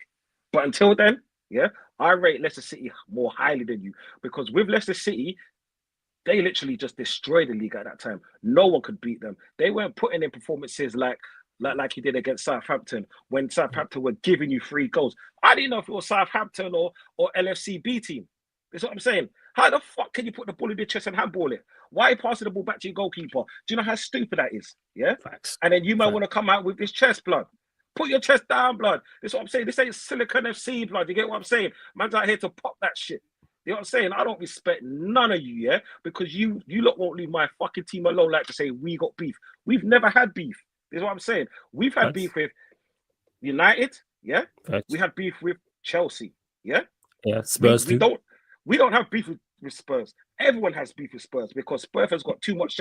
Okay, do you know what Spurs remind me of? Yeah, okay, let's go back a good few years. Yeah, you remember that pussy that was in school? Yeah, that always used to run up his mouth at lunchtime, at break time, but at lunchtime he gets banged up. Yeah, behind the music block. Yeah, no Diddy or whatever it is, before someone come and chat shit. You know what I'm saying? Yeah, that's what Spurs remind me of. You know what I'm saying? All of this talk, but you man can't back up shit. That's what I'm saying.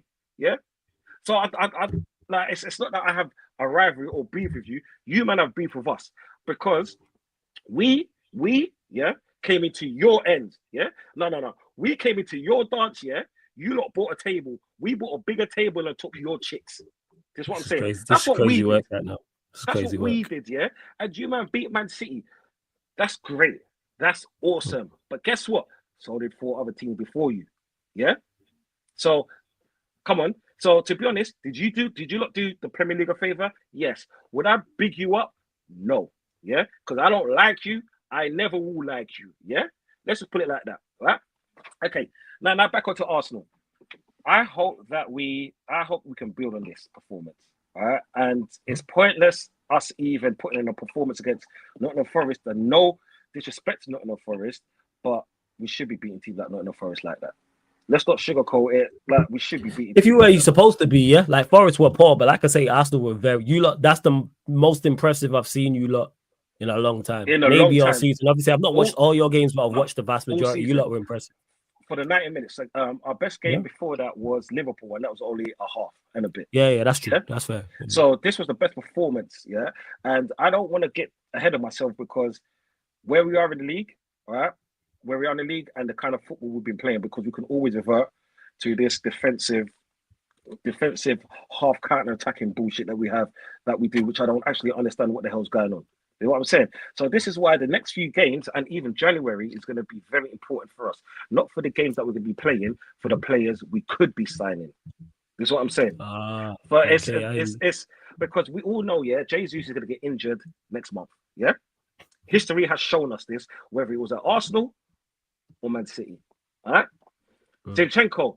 I don't want him near my team, so I'm just gonna bypass him. That's what I'm saying. He's like Zinchenko is catching strays, man. No, he actually did all right. He actually did all right in the game, bro. Against fucking Nottingham Forest. Hey, man, Nottingham Forest are not a bad side. They're not a bad. Okay, they're not a bad side, but on their day, yeah. Okay, on their day, yeah, and on our day, we're gonna beat them no matter who's there. Skelly could be playing. Skelly could be playing, and we'll still to beat them, right? Because they didn't really offer too much. Their first shot was in the 83rd minute, I think it was, or something like that. Yeah, they didn't offer too much going forward. They didn't. The game was a non-game, to be honest. So I can't really big Zinchenko up for that. And because he's putting so much poor performances, okay, you played a good game. Yeah, what do you do? Yeah, we're gonna do. You're gonna start hugging man as usual. You know what I'm saying? If at the end of the season we actually win something with depth, right? Then I could say, do you know what? Yeah, done. Yeah, you was wrong. I apologize to Zinchenko. Would I get a shirt saying Zinchenko in the back? Fuck no. I still don't like him, but I'll apologize to him because you know what? When I'm wrong, I'll hold my hands up. Yeah, you know what I'm saying. But history has shown me he's not been good enough, right? So why am I not going to shit on him? Just like Jesus, history has shown me he has not been good enough. The last goal he scored, like I said, was against Nottingham Forest, and since then he's played another 17 Premier League games and scored nothing. So what am I going to do with a dud? That's what I'm saying. You know, like it's just like me trying to breed dog, yeah, and have a dud male dog. What the fuck good are you? You know what I'm saying? You might as well just be a domestic pet. You get what I'm saying? Like if anything, Jesus is no better than Gunnosaurus, our mascot, because Gunnosaurus don't score goals either. He's just there to hype up the crowd. What's the difference? What's the fucking difference? That's what I'm saying. Yeah, I'll shit on my team as well because when a player's not good enough, right? They're not good enough. You get me? And I want better for my team. Like I said, if we don't win nothing at the end of the season, I'm not talking about the Carabao Cup or the FA Cup. You're talking Premier League and Champions League. You're talking the creme de la creme. I'm talking trophies. The creme, the blood clot creme. You know what I'm saying? Yeah? I don't want to hear no more Arteta songs. I want to hear you man saying, Arteta, get the fuck out. Take these fucking Redford Man City rejects out of here, bro. You know what I'm saying? Oh, yeah, that was a sick cartoon as well. Yeah? I wanted to take them motherfuckers out. You know what I'm saying? You could take spaghetti legs with you because he hasn't done much for us. You know what I'm saying? You take him out of the team, you put a fucking aging Jorginho and the beast, big up. They played well. That worked. The tandem worked between those two. There you go. Jorginho Marino worked. Hey, bro, there you go. But the thing is, I can't rely. It's not more Mourinho. I can't rely on Jorginho. Yeah. Yeah, game in, game out, you can't. Yeah. You know well, that's why you play next to Moreno, who can run around. There you go, yeah. But then, even then, I can't play him against a City and for him to do a job. I can't play him against, even as poor as you man are, I can't play him against Man United to do a job like that. You know what I'm saying? I can bring him on, after 80 minutes, but I can't start him, because you man will run rings around him. We saw what happened yesterday with having two 32-year-olds in midfield. It's not happening. You know what I'm saying with Man United? Yeah, we lack physicality. Them team out there with the physicality of me, it's crazy. You know what I'm saying? We just lack it. It's outrageous. Like it's that inability to cover ground. But you mentioned the Champions League done. Sporting away, scoreline prediction. Sporting away. As long as Zinchenko went, Jesus is probably going to start. Actually, I think it's probably might be Havertz. Probably be Havertz, right? He ain't injured. No. I think they might start Jesus because Arteta once. With Arteta, we've all seen once he wins a game after losing for 45. No, not winning a game in 45 fucking days. That's like 6 weeks. That's like a school blood clot holiday. You know what I'm saying? Yeah, summer holiday, I should say. 45 holidays, days, but we get onto it. Okay, Sporting. I think it's going to be a 3-1. A 3-1 win. I think it's going to be a lot easier than we expect it to be. We know they're gonna defend very deep, try to hit us on the counter. I hope that we play gun ho. We go gun ho and just attack. I want to see Nate, Ethan, and Yeri. I want to see him start. This would be a perfect game for him to start in. This is what I'm saying. Give him that experience away from home. We saw what happened when he came on. You know what I'm saying? He's fire. You know what I'm saying? He's movement alone. This is why I say 3-1. I want confident, us now. I like this, man. to Confident make a on ski, man. fucking I like big this. statement in the Yeah, Champions because you League. like went away from home in a minute in Europe. Nah, So nah. yeah, man, I like this. Nah. I respect this. Nah. Sarcasm City. I'm not drinking the Kool-Aid. You know what I'm saying? Because Nah, it all you got just brought say out you by just Liverpool confident. supporters. Yeah, I get that. Yeah, shout out to the Liverpool fans with No, that. And no, then no, West no. Ham, West Ham at home. Is it 3 wins West in a Ham, week for you lot? Or 3 wins in a week Bogey. and a bit? They're a bogey team. West Ham, your bogey team. Last season they knocked out the FA Cup and then they beat us the first game in the Premier League. Yeah, the season before. Just remember the season before that. Yeah, we couldn't beat them. It was Declan Rice that actually put in a performance of his lifetime against us. But they woeful. So Unless Love Bategi gets sacked, you're gonna batter them. yeah, but then can you remember we was the first one to give Anthony's first goal? Yeah, we always do that to these teams. That Is was what in I'm his debut, man. Yeah, I know. Was in his debut. Yeah, Spinner Rooney, innit? The fucking pussy hole. Against West Ham, 2-0. 2-0. 2-0. Okay, so Because 3 wins in a week, man. Yeah. We're gonna beat Cooking, them. man. If we don't, bro, I'll be here same time next week. Yeah, same time ish You next know? week to talk my ish. Yeah, to cost my blood clot team. You know what I'm saying? Super It is duper what it Mick, man. Fuck you, bro. Yeah, so, like I said, say for me, bro, there's no need for that super duper. Remember I told you last super time, yeah? duper Mick. Bro, If you lot win these 3 games, yeah, you're on course. You go back to what you put back in the top 8 in the Champions League, and you're rising up the table as well. You ain't that far off the top of the table. but it means nothing at the end of the season because Yeah, end of the season, you gotta get there. Yeah, Building blocks, man. bro. Building I blocks, fam. don't, bro. You know what it is, yeah? Until we win the Premier League, yeah, or win the Champions League to shut you motherfuckers up about Champions of Europe, you're a sucker, yeah. I say, But- Champions of Europe. Yeah, it's like you can't say. All right, fam, look, yeah. I didn't want to do this, right? Yeah, Go on. but just because your side bitch, yeah, beat your local rival, yeah, leave Hey. my team alone. Just saying, You know what man. I'm Hey. Nah, I've been dunking on City. I've been on the Yardman show. We did it on back again today, man. Hey, Don't hey, worry, to City fans. Hey, to City fans, your era of dominance is over. You lot will still pick up trophies, but you lot got to rebuild. You lot are in the rebuilding stage. And it's so ironic that your side bitch, yeah, your side piece, yeah, your sweet corn, your green peas, yeah, is the one who beat them. Oh, you know what I'm saying? Oh, Yeah. Oh, who else is doing that? No one else ain't going to that yard putting 4 on there. Come on, man. You see them goals as well. Madison 2 with the dink over. Come on, man. It was a decent game. It was a decent game. 2 years they've been undefeated there. Yeah, but the best thing to come out of Spurs is expression. So you know what it is. Yeah. The rest of Spurs is shit. I can't, bro. Like this is what I'm saying. You can't big up shit, blood. You know what I'm saying? Like it's. They got a lot of fans. I like the vast majority of their fans actually. I do. You got Jez. You know what I'm saying? Charlie's on it. Jacob. No. I don't big them up each and every time. And yeah, man. this is why the Spurs fans, man. No, but the thing is, okay. The minority Spurs fans like them. Yeah. I like them. Yeah, even Yeah. I like them. To tell you why, because they're realistic. It's these other arseholes that think Spurs are bigger than what they are, bro. Yeah, it's bro. Hey, come on, man. Spurs, I think it's in England when it comes to European trophies. I think they're top 6. Top 6 in terms of Europe. Yeah, they're top 6. You got United, Liverpool, Forest, Villa, and Chelsea. And then them.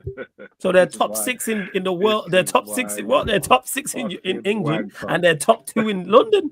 They're top 2 in London. Yeah, I don't. They're top 2 in London. In European I don't give a shit, bro. Heritage, man. Bro, I'm coming up here with my golden heritage. Yeah, you got the golden heritage, man. Invincible. And my English Premier League in the last 30 years, bullshit. Yeah, bro. I'm not talking about the Romans and when Turkey was called Constantinople days. You know what I'm saying? I don't care about those days there, blood. That's what I'm saying. In the 80s, it weren't all 50s and 40s. They were in the 80s. You know what I'm saying? That was before. Actually, they won a cup with this cup in the 90s. They got one in 90. I think it was 94.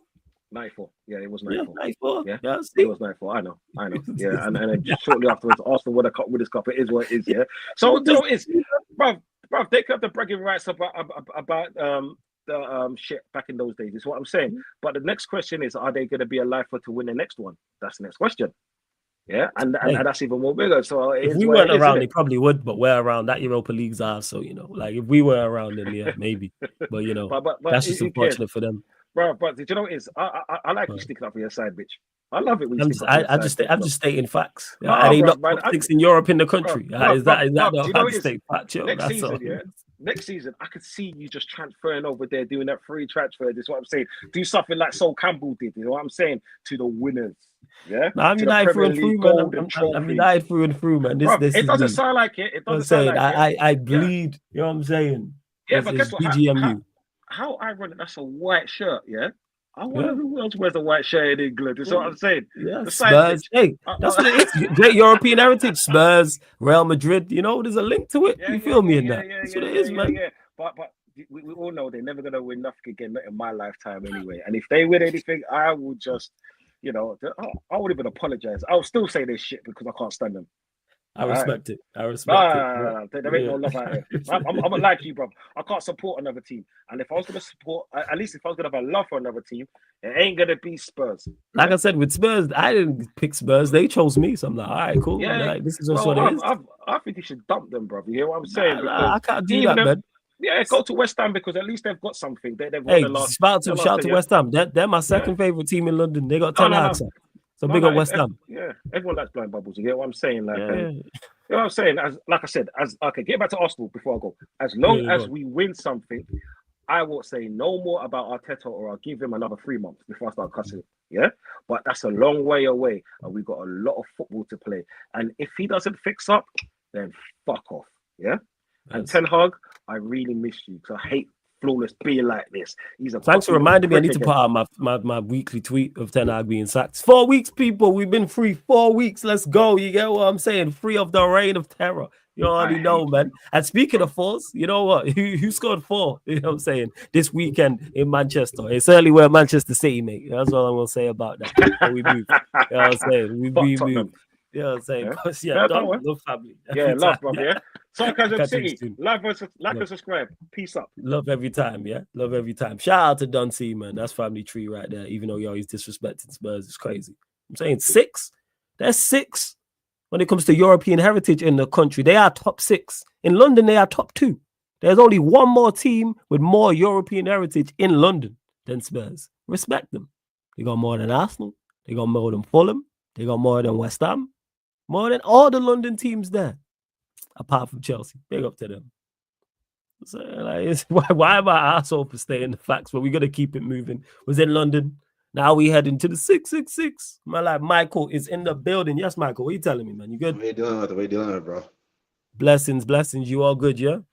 I'm good. So let me start with the appointment of Amarin. Like, I'm happy. I'm so happy.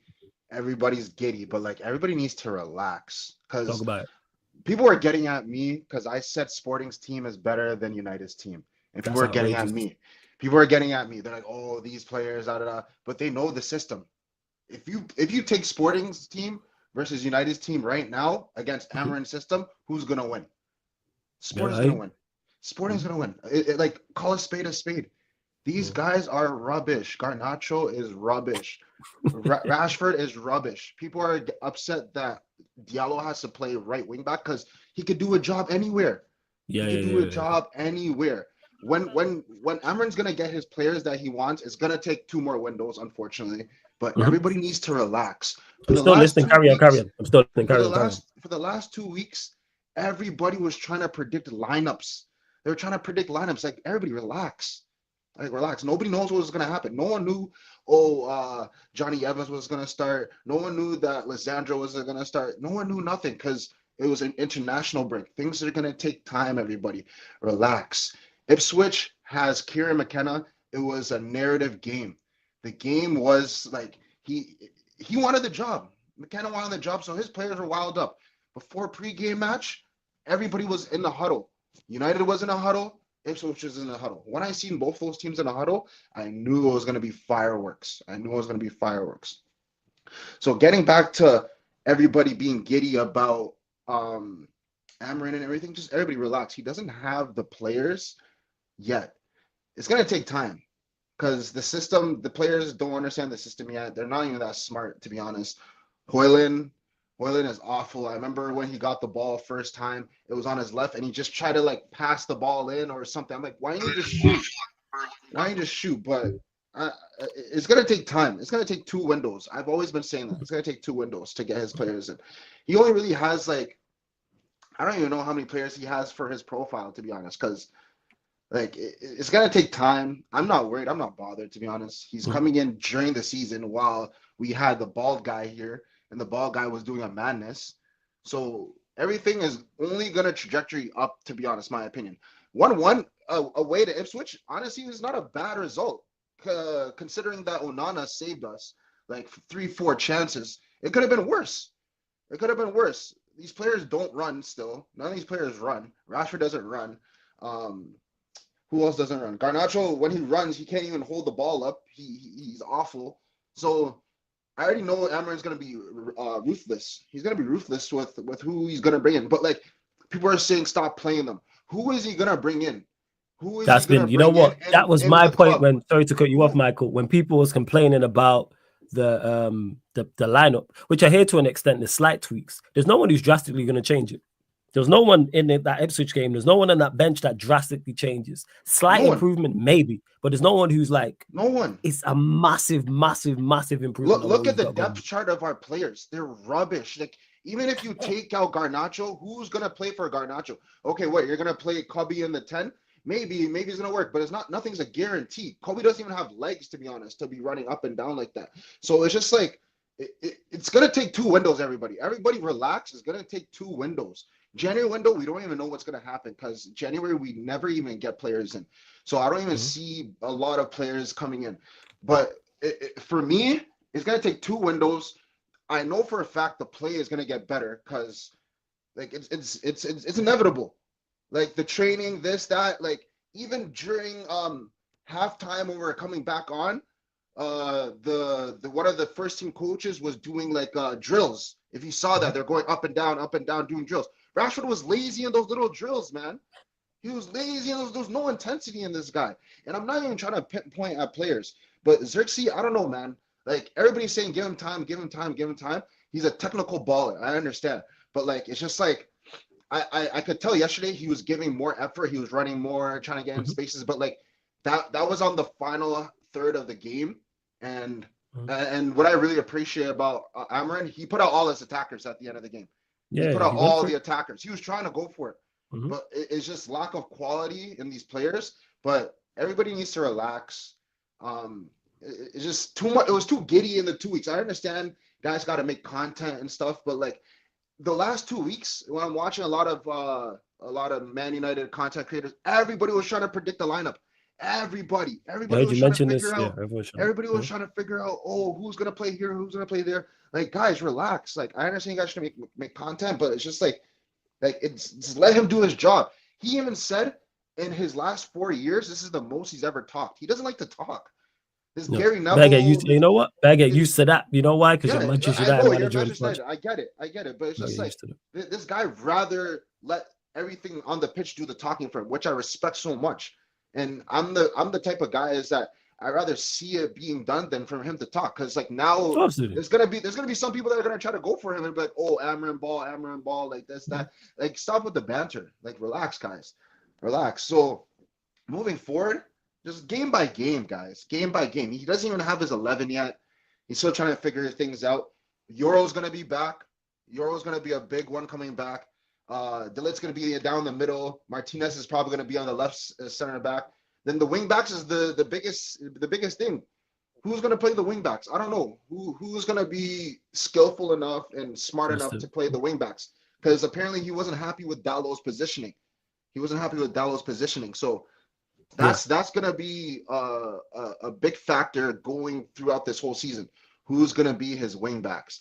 The 10s I'm not even really worried about because 10s I don't know, but the striker. Who do you think he plays in the 10s? What is it? Diallo, probably Diallo, Bruno. Yeah, I would want Diallo to play the 10, but like if Diallo is going to do a job wing back, then I think it'll be Mazraoui at right wing back. I think it's just play wing back, but it's just like pushing forward and going up and down the lines.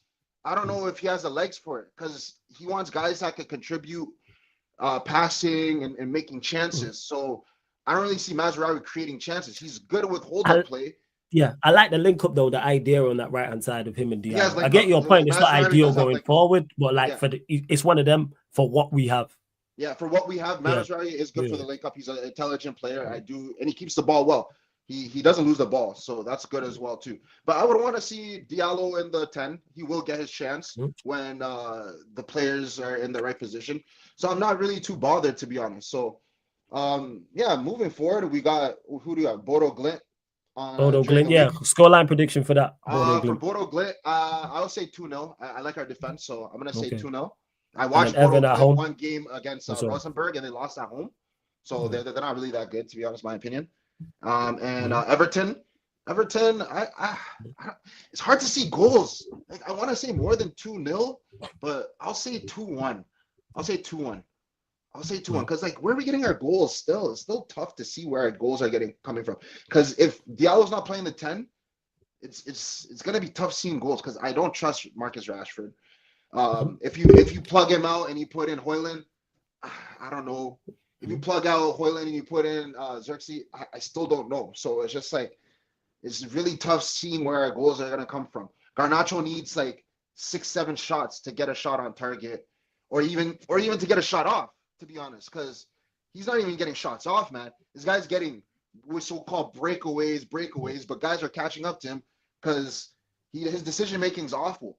And I'm not trying to get at players or anything, but it's just reality. I'm gonna call a spade a spade. But I just want to just do a big shout out to your channel. Big shout out to Sheet TV, Wavy Temi, and Kevin, African King. I've been getting myself out, getting on all your platforms, talking. I know you guys have been seeing me and realizing me. I have some news coming up.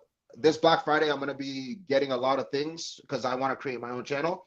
Oh, let's go. I'll be starting my own channel soon. So love that.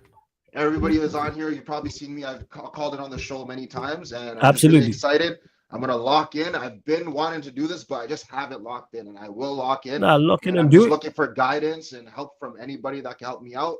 And I'm just of course. If you need any assistance, just hit me up off there, and I got you. Just message me. I will 100%. I'm in you ever need any help, man? And everything. So I've been getting myself more involved because I know I'm capable of doing this, and I love sports. I can talk football, American football, footy, and NBA basketball, and it's just I'm ready to lock in. So I'll be getting my stuff ready within the next month for sure. In December, I will have my channel running. So just take a look out for me, guys, and I'm excited, man. Yeah, man. Blessings. Hey, Michael B. Big up, man. And love that you're getting into the space and a United fan as well, man. And you're on other platforms. You mentioned Chic TV, Wavy Temi plus more. So love that, man. But big up, Michael. Every single time. Guys, all right? Take blessings. Shout out to Michael B. You lot continue to run up the likes, hit the subscribe button. No worries, Daryl. You're a member. So when you join, what's it called? You'll go to the front of the queue. And again, people, if you call in for the first time, you will queue jump to the front of the queue. I'm trying to get to new callers as well as all the regulars. So if you're a member, you will queue jump and go to the very front of the queue. If you call it in for the first ever time, then you will queue jump. That's why Pipe called was in earlier. Big up to Bayesian Reds TV. Big up Barnes, man. Subscribe to Bayesian Reds as well. Yeah, Garnacho is woeful. Yes, I am doing the Newcastle United West Ham United game on the playback as well. I need to message my guy, but I don't think football's going on today. So yeah, I will be doing that over on the playback. So I'm gonna get to the rest of these calls. Let's go to a regular. We're going to the King of Yorkshire in the building. King, what are you telling me? Hey, what you telling me for? Everything good? You know what? I'm sensational, as you would say. I'm about to look for my meme right now to fuck Ten Hag tweet because it's been 4 weeks. So I'm about to drop that in a second. You know sensational at the anniversary. Fuck Ten Hag every time you know them by there, fam. That's how we start every conversation, man. Sensational fuck Ten Hag every time. Yeah. So yeah. Obviously, I see some United fans are not happy with the performance. I see some rival fans giving it already. You know what I mean? I see monster troops running up their mouths again. You know them right there, fam. But hey, but listen, I believe, bro. Good times are coming back to Manchester United, bro. I think Ruben Amorim is the guy, bro. I think this guy is the guy. What's going to win us the Premier League in the next I think 3 it's years? 3 years, I would say. In the next 3 years, bro, this guy's a guy. Because I tell you why, because bro, even though we drew 1-1 against Ipswich, look, I'm not going to say that was a great result, because it wasn't a great result. But what I saw Ruben Amorim do is what I've seen Ruben Amorim do. No other manager has done that, bro. Stick to their principles, fam. Ruben Amorim went with the 3 at the back, bro. With the 2 wing backs and the 2 pivots, bro. I saw the style of play, and people will say that Ipswich outplayed us, and Ipswich played some good football, but like people are acting like Ipswich had like 8 or 10 chances. People are acting like Ipswich pepper us. They didn't pepper us, guys. Like they had like 2 or 3 good chances maximum. They had 2 or 3 clear cut chances, and that was it. And the rest of them was like half chances. So. And as well, like I said, Monster and Troops, obviously, they're going to run their mouths, fam, about Ruben Amorim. You know what I'm saying? About Moncler, Roy Hodgson. I saw that, man. Listen, you man enjoy your first Premier League. You man enjoy your first Premier League this season. You man enjoy it, because like my guy Dunsey said, big up my guy Dunsey. We don't remember the one in COVID, so. Don't worry there. So big up, man. You know what I'm saying? You know what I'm saying? Not everyone can style like Ruben Amorim. You know what I'm saying? No one can do it like Ruben. You know what I'm saying? So you know what I'm saying? You got style, man. I get it. I get it, man. Obviously, Slot's doing a good job. You know what I mean, Hank from Breaking Bad, but he ain't got style like Amorim. You know, don't worry there.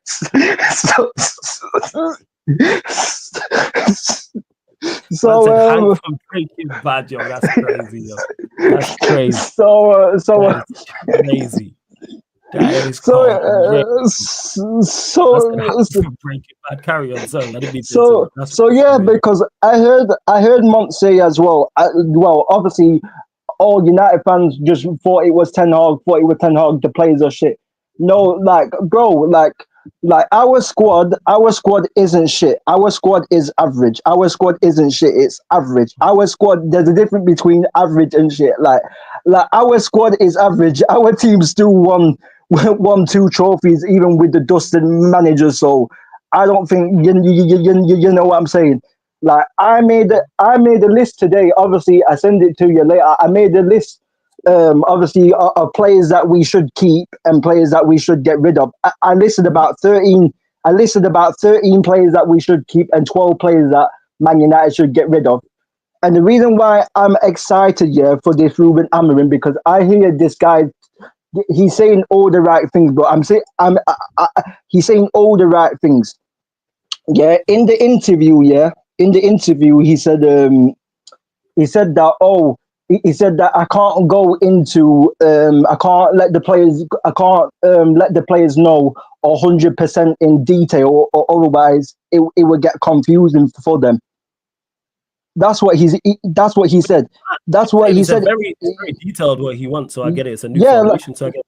It's a learning thing. It's a learning. Yeah, he said he can't go into full detail with the players, or otherwise they will get confused in it. They will get confused. That's the type of stuff what I want to hear, because too many managers try and micromanage players too much. This is what I want to. This is what I want to.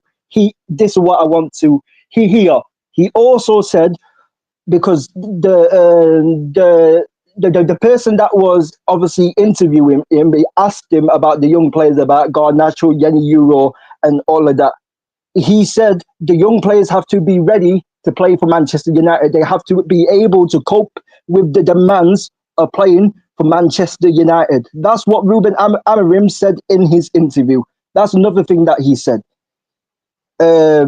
He also said that the players have to adapt to the players have to adapt to me. The players have to adapt to me the way that I want to play. That's what he basically said. So, bro, so none of this win the dog process. None of this about let's give young players time. Let's give Garnacho time to develop. If Garnacho can't play in Ruben Amorim's system, Ruben Amorim would ask the club to sell Garnacho and players like that. So you know what I'm saying. This is why I'm here for it, because he's going to stick on his principles, bro. He's going to stick on his principles, yeah.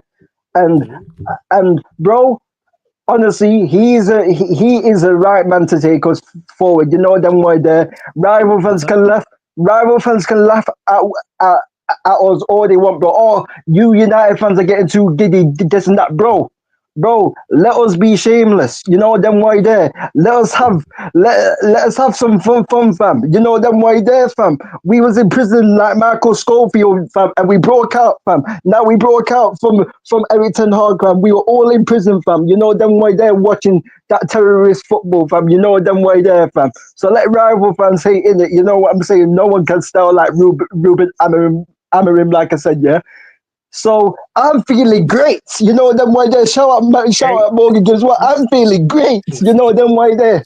I'm feeling great. You know them why there. Shout out Morgan Gibbs. Ask me how I am again.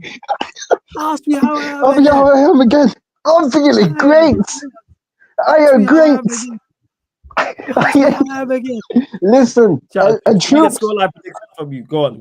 So you're gonna say it. I get and Troops. Yeah. The last thing is, man, we're giving the big chest, saying, "Oh, Arsenal are going to beat Man United. Arsenal will beat Man United, bro.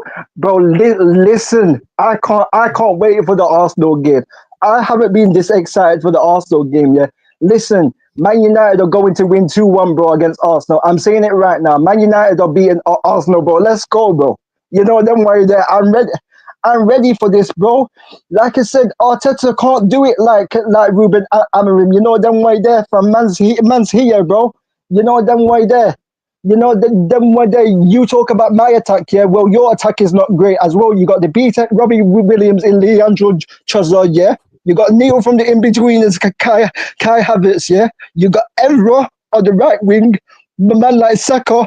You know them way there, fam, who is a left back, fam. Shout out my guy Kadeki and that on the Yarman show. You know them way there. You know what I mean? You got more. You say you got Martin Wizardry Erdegaard. You know them way there, fam. You man want to be talking to all these attackers, bro. Your attackers are as bad as our attackers, bro. So it is what it is, innit? It is what it is, bro. You know them why there's some man's ready. Let's go live predictions from you, man. Bodo Glint. Bodo Glint at home, bro. Old Trafford, bro. Ruben Amorim first game. I'm going 3-0, bro. I'm going 3-0. I'm going 3-0 at Bodo Glint, fam. You know them why there. And then Everton at home. Everton at home. I'm going with a nice 2-0, bro. Nice 2-0 against Everton. You know them why there, fam. But yeah, man can't wait for the Arsenal game, because anyhow Man United beat Arsenal,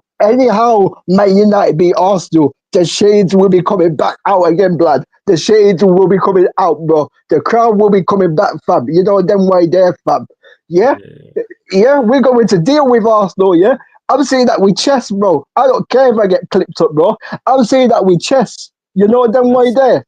Let's go, man. Let's go. Love the energy, man. Yeah. I love to see you just gassed. Let's go, man. Big up, man. I'm gonna let you go, but King. Let's go. Big up Sarcasm City every time, and fuck Arsenal and fuck Liverpool every time. You know them why there, man. That's just had to get that in. You know them why there. So big up, man. Hey, and King, fuck man, City as well. This, man. You there, fuck City. Yeah, on the games. Get that in there. And see as well, bigger James Matters in it. You know what I'm saying, bro? You know what I'm saying, bro? James So Matters, you know what I'm saying? yeah, bro. Kulizeski, bro. Ron Weezy, fam. You know them way there on smoking at the Etihad, fam. You know them way there. Man's ready, bro. You know them way there. Ronald Weasley, oh, you ain't serious. You're not a serious guy, man. I said Ronald Weasley.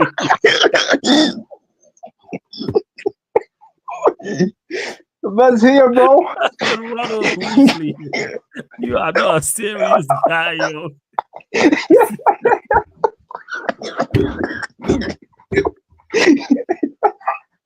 Yo. Oh, you're an idiot, yo, King. Blessings, man. Every single time you show blessings, bro. Man said Ronald Weasley. Shout out to King. That's my guy. That's why I do these shows, man. Salute. Shout out. We leave in Yorkshire. We head in Florida side. Gainesville in the building. You know what I'm saying? Sean Dyche Hive in the building. You know what I'm saying? Man, like Daryl in the cut. Yes, Daryl. Yo, sack this bum, man. Sack this bum, Dyche, man. This guy, Jesus Christ, man. Oh my. Man, I can't even. This guy's a bum. Like, well, man, we played a game against Brentford, right? And I'll give the score prediction our next game. I got a feeling you know who we play next, by the way. Oh, I yeah, know of course, you know yeah, who man. we play against next. Yeah. We played a game against Brentford. From the 41st minute until the end of the game, they were a man down, and we couldn't score a goal. They actually had more shots on target than we did.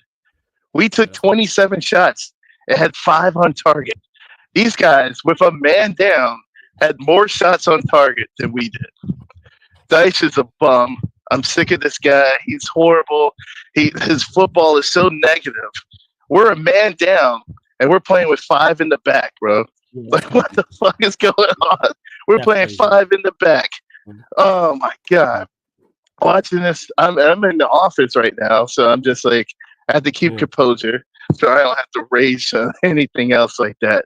But to see that game and to see the performance that they had was just shocking. Like, it's insane how bad these guys have been playing. Hopefully, Conceição becomes a manager soon enough. Hopefully, this ownership takeover happens soon enough, because I'm getting very upset with this team. They're playing like dog crap. Calvin Lewin, horrible. Get this guy out. Let's get these guys out. It's just horrible, just god awful decision making that's happening with the squad. I don't know. It's just been bad, really, really bad the whole time. Well, you lot ain't been bad in terms of results. It's not like you've been losing out here. You picked up more points than City have recently. You know what I'm saying? You got no 5-game losing streak. Plus, me and you scored more goals than Everton Football Club. Yeah, look there. Yeah, you lot had 2. Yeah, you lot have had 2-0. Yo, you lot have had 2-0 games back. Yo, you man ain't scored in the league since the 26th of October. You know that is crazy. We have scored more goals. Like, every person in this chat have scored more goals than Everton. You ain't scored in November. You lost 1-0 away at Southampton, 0-0 away at West Ham, 0-0 at home to Brentford. Lord have mercy. Bro, we got shut out by Southampton with Ramsdale. He cleaned us out. He got a clean sheet against. I think Arsenal gets money for every clean sheet this guy gets. So we just gave him money by giving him clean sheets. My boss literally walked by. She's an Arsenal fan. So she's like, "Let's go Arsenal!" Oh my God.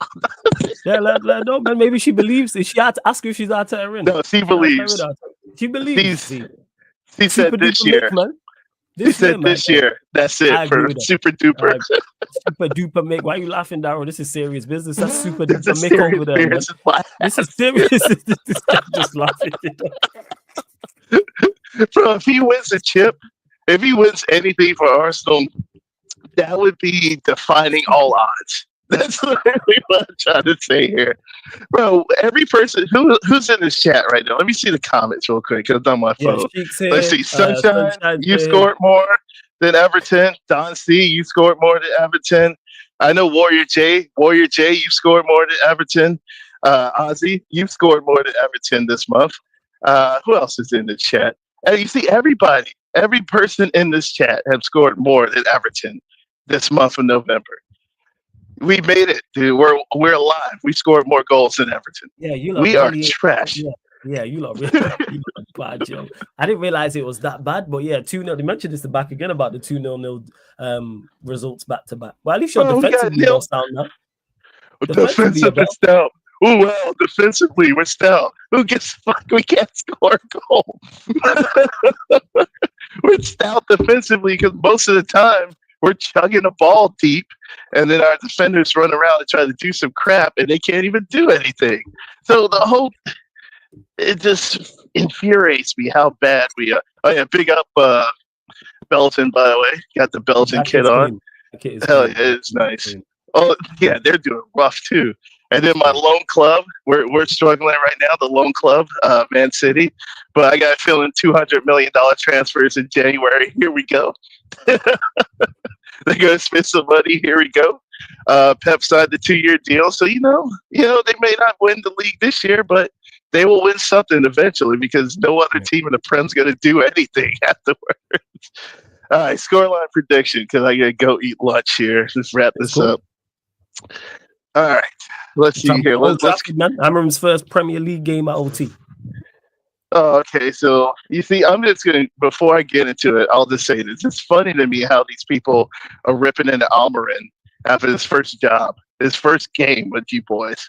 Like, first off, he's trying to figure out what's the shit. Let's be real. He's like trying to cover up, like, who smells like shit, and then they're gonna make the decision because of that. So, like, to me, to be like, oh, they drew against detractors. I'm like, I bullshit around, I joke about it. But look, this man took Sporting to win 2 out of 3 of the league in Portugal with like less money than Benfica and Porto. They don't play the Champions League all the time.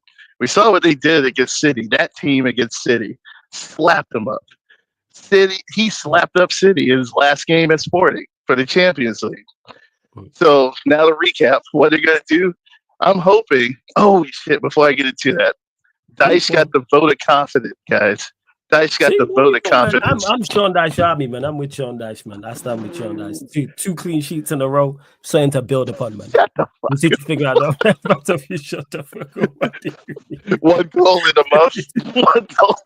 Hey, we're trying to work down the other end and see what's going on. But we showed up defensively. We've had the best defensive record in the league in this month. I'm saying? 1 goal in a month. We're struggling going forward. But hey, who else has not conceded a goal in the month of November? No, 1 goal in the month of November. Best defensive record in November in the Premier League. 2 draws and a loss. November. Yeah, 2 points. 2 points in 3 games. But important because it keeps us above the relegation zone. Man has a 32. He probably has a 32% winning percentage now. That's like that, man. Hey, man. We gotta look at the positives. We are currently side. We are 15th. Where's the troops? We are 15th. We didn't have I'm done with this. We're done. Get the fuck out of here with this crap. Yo, here's my prediction right now, so y'all have it on the record. Go on. Almiron Masterclass. 3-0 Everton. Dice stacked. That's all I'm hoping for. United. All right, it's gonna take him to get slapped up by a new manager. Oh yeah, by the way, we played a new manager with Brighton to begin the season, and what happened? We got slapped up. So you think it's gonna happen this one? Yeah, Dice doesn't know how to game plan. He probably even know where Portugal is. He honestly, Dice might think Portugal is like some northern borough in England or some crap like that. He has no idea where Portugal is. You think he studied Almiron or even know about him? He don't even know what Sporting Lisbon is. He probably even never heard of Lisbon before in my life. You know what I mean? Straight up. Dice is going to get worked. Hopefully I see King smiling. Hopefully I want to see all you United fans smiling. And then I'll be smiling because Dice will be fired. And that's what we need. Get him the fuck out. Almiron Masterclass, Xerxes with a brace. That's all I can hope for in my life. All right. Hey, Daryl, big up. Blessings, man. Every single time, man. Hey, Daryl. Thank you, guys. Blessings. Shout out to Daryl. You know what's crazy? Yeah, I love talking to people. You lot just like, yo, when I say shit you lot don't like, you lot just like, yo, fuck this guy. Yo, Daryl's like, yo, shut the fuck up. And I was talking to Sai. Sai was like, what did Sai say? Hey, first and foremost, fuck you. Fuck Manchester United from the rip. You know, I'm like, yo, this is my channel, you know. Man just be like, yeah, shut up.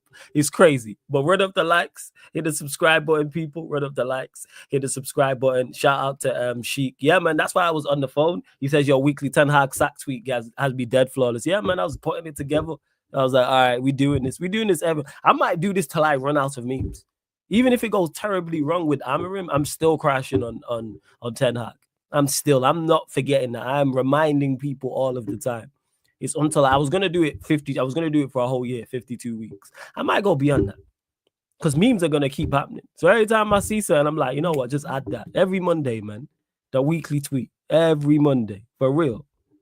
But we move. But big up to everyone that is tapped in. Shouts to everyone that's tapped in. Run up the lights. And speaking of being disrespected, you know what I'm saying? You got this joke man calling in from Malaysia. Mohammed, what are you telling me, man? What's good? What you telling me? Can you hear, man? What's going on? I can't hear you, fam. It's all right. Can you hear me? There we go. I can hear you now. What are you telling me, my guy? You good? What's going on? Yeah. Must be pleased, man. You lot in the title race. What's going on, man? You lot in the title race. Chat to me. No. Why you saying No. We cannot. You and other rivals put us in that predicament. No. The target is top 4 in trophy. I'm just asking. And Sunshine, the reason why he's always in bed, he be chatting to his babes before the show. That's why he always in the bed. Go on, carry on, man. He's gotta be chatting to his babes. That's the babe pose. Top off in bed. That is the talk. That is the FaceTime with the babes. I know. Look at him. If she's watching now, make sure she's hit a like button and subscribe. Salute to her for putting up with you. But yeah, as we were saying, why are you not in the title race? Talk to us. No. Yeah, the goalkeeper, innit? Sanchez. He's not gonna do. All right. On the flip side, then, let's say you get through this game and these results, and then you sign a goalkeeper in January. Then what?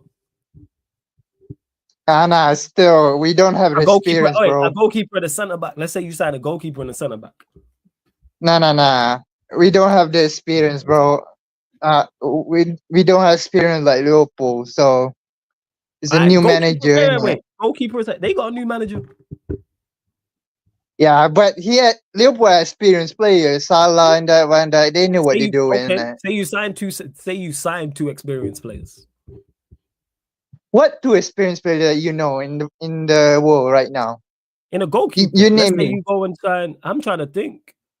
You chat. Let me know about goalkeepers and sign senior and sign. You don't need a great centre back. You just need you don't necessarily need an experienced centre back. You just need a quality centre back. You say experience, right? Now, I don't think you need experience centre back. I think it's quality. I think it's obviously. Who's the quality centre back? They're not a lot in the world right now. They are kind of backup thing. Yeah, they're not the best. The Forest centre back thing. He's okay. He can do a job. Barcelona, they're gonna have free sale, I think. Yeah, let's say you go sign. Hey, let's say you go sign Christensen and Kabasi or something. Let's say Christensen. There you go. That's and he's experienced them one. You go sign Christensen and Christensen. I love Lewis. You know what? I love Lewis. His Christensen, our jail thing kind of thing is over, man. Okay, so say you sign Christensen and somebody and a solid goalkeeper. There's goalkeepers out there. Say you get those two. Let's say you go to Porto and sign what's his face. Who's the Porto goalkeeper? Costa. Let's say you get Costa. Let's say you get Costa and Christensen. Now what? There you go. There's two names for your mate. No. What do you mean? What do you wait? What do you mean? What do you mean?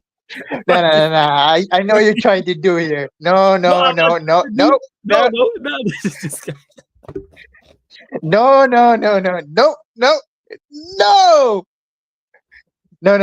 Hold on. Wait a minute. Hold on a second. Hold on. No. I'm not gonna do this. We're just doing fine.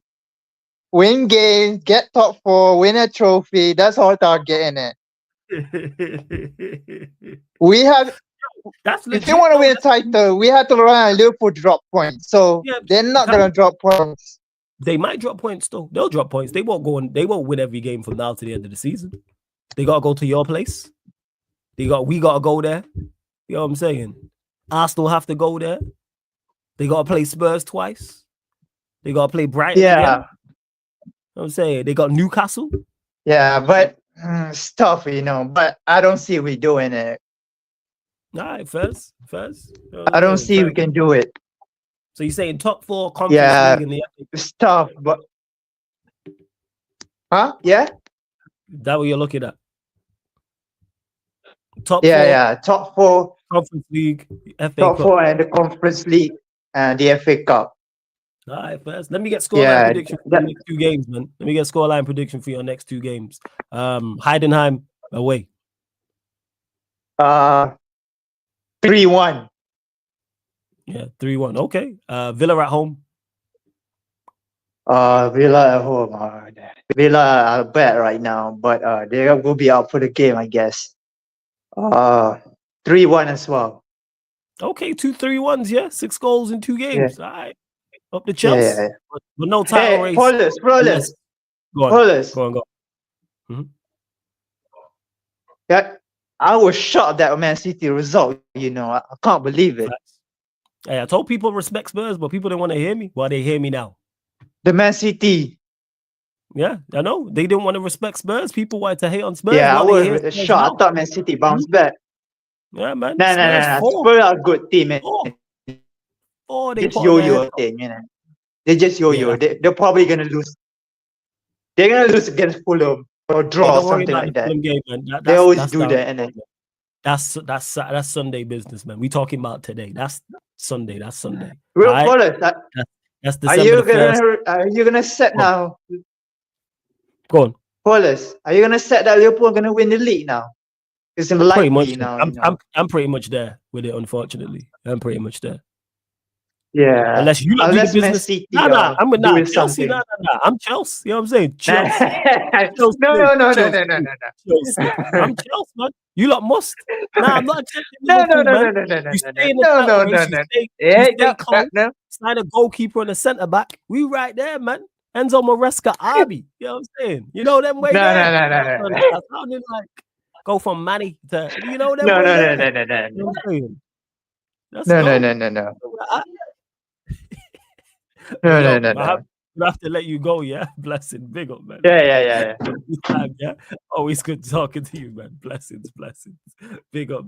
Shout out to Mohammed, man. Yo, this guy told me, nah. What do you mean? They like, what do you mean?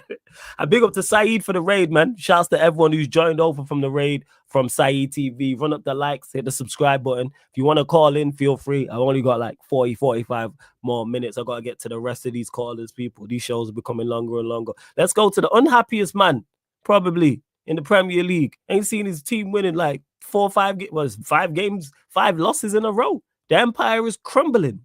Pep, who? 4 on their head top from Big Ange. You know what I'm saying? Come on, you Spurs. Big up Ak in the building. What are you saying, man? What's going on, Ak? Don't even ask, Flawless. We are in crisis. Yeah, man. Yeah, crisis. We need a serious rebuild. Not gonna lie. Kyle Walker, I plead. Get the fuck out of my football club, yeah? You pussyo. Get the fuck out of my football club. I beg. Because you are done. You are done out here. Yeah? And I don't care if Pep plays you. Get the fuck out. Yes. Damn. More thoughts on the performance because you're saying you're in crisis. Oh, I mean, Flawless, bruv. I know. As much as you Redmen are enjoying our downfall, as much as you are cherishing this. Absolutely. But you know what? Keep celebrating, yeah, because January, when we do this solid rebuild, we will be back on your head tops. Okay, so you're saying January, you're saying just stay close enough to Liverpool for now. January, you sign some players and then boom. That's what you're saying. You back? Yeah, and also Flawless. We need to sell some bums from this club. We need to sell Kyle Walker and we need to sell Kyle Walker. We need to bin Doku because he's not been producing.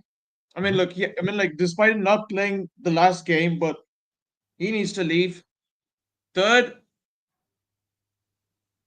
look, as much as I have respect for my players, but they're done out here. And Bernardo, look, I love you from the bottom of my heart, yeah, but seriously, you've been wanting out, yeah, leave because you are not actually producing anything at the moment. You're not. So please, if you want to leave, leave. Wow. Jesus. Get your words out, man. Take your time. It's all good. Yeah. Take your time. Oh. Yeah, I mean, You said Bernardo's Walker go, Bernardo Silva go. Who else? Who else are you looking at? What's going on with Savinho? Because people keep asking about it. What's your thoughts on Savinho? I think Savinho, yeah. Savinho, I mean, look, look, as much as I'm fuming towards a section of my fan base chatting absolute crap about Pep out, realize this. Pep out is crazy. Pep, that's crazy. Yeah, I'm telling you, Pep has got us to this stage. Pep won us trophies. Pep put us on the global map, yeah, with the rest of Europe. So once he's gone, get ready for another era of another trophyless season, yeah, because without Pep, without Pep, we can't beat we will not be able to beat the likes of Real Madrid. We will not be able to beat Bayern Munich. We will not beat the top dogs in Europe. So take back your words. Take back your words because Pep is staying for 2 more years. Yeah. And I'm happy about that. But what I expect is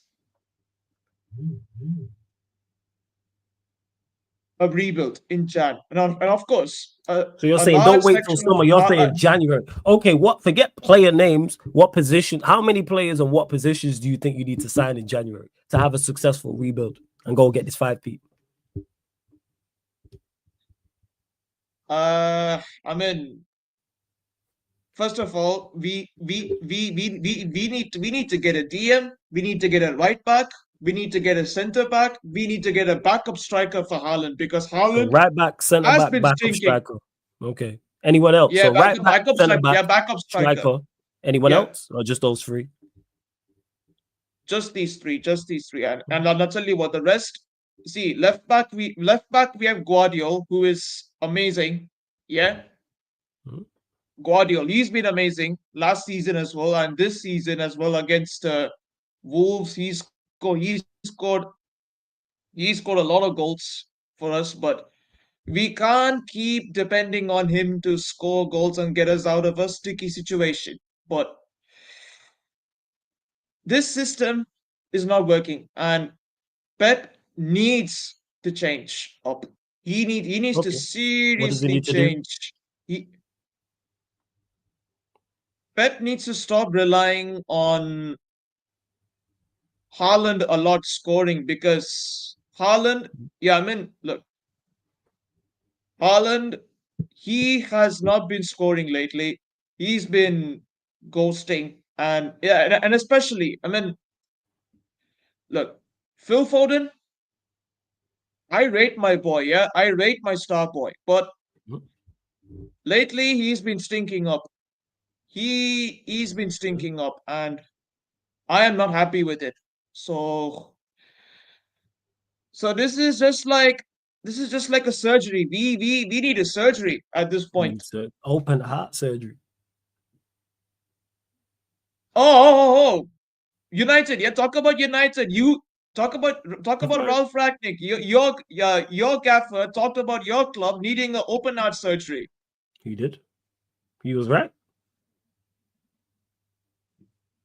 I mean, I wouldn't say my club needs a open heart surgery. My When you say club minor just surgery, needs minor surgery. a When you minor say surgery, a minor surgery. first, but you're saying centre back, left back, striker. You don't think you need a midfielder? And as I mentioned, we need a DM. We need a DM. And we're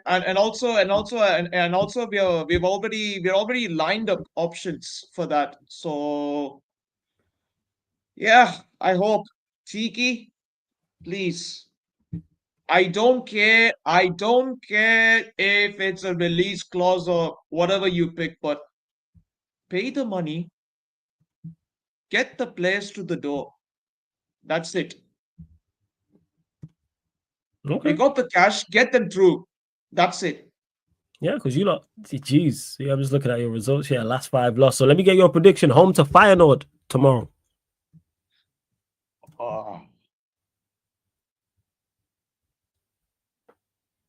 As much as as much as I'm backing my boys, as much as I'm giving my club the backing, I back my team to at least bounce back from this and prevent another loss in a row. So I'm gonna go with 2-1.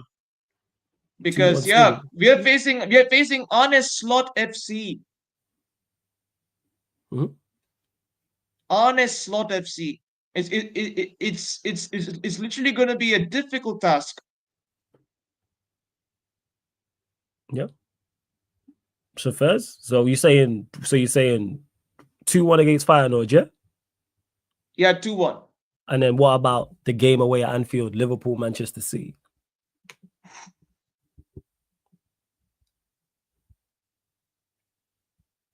I don't know about that, Flawless. Like at Anfield, we have a bad record at Anfield. We literally have a bad record at Anfield. But I'm hoping for a draw at this point. Hey, that's what you're hoping for. What do you think the result will be? I think it's gonna be a draw. Okay, I would say scoreline 2-2. 2-2. Okay. If you lose, so you think it'll be 2-2. If you lose this game, is it title over or can you still catch Liverpool? If we lose this, No. if we lose this game, then I would say Liverpool. I would say Liverpool has won it. Okay. Even if you go and sign 4 players in January, you still think they've won it if they beat you on the weekend? I mean, depends. If we don't sign players in January and Liverpool are 10 points clear, then we have no chance. Okay. All right. Damn. Fez. Well, at least you still got the Champions League to play for. Yeah, at least Champions League and the FA Cup to play for. Yeah, and the League Cup. Absolutely. Bye. Blessings, yeah? Yeah, Catch up with you and soon. Flawless. Yeah, and Flawless. Before I leave. Yeah. Your fan base, again, hyped up Amorim. Yeah, absolutely. Man like Amorim, yeah, they hyped him up to oblivion so much that he ended up drawing to a 18th place Ipswich. Mhm. So I'm just saying, not you, Flawless, but I'm saying your fan base, your club's fan base, again, doing the same thing that Ten Hag, doing the same thing that they did to Ten Hag. Of course. You know what our fan base, Manchester United fan base is like. Any manager who walked through the door is going to get hyped up.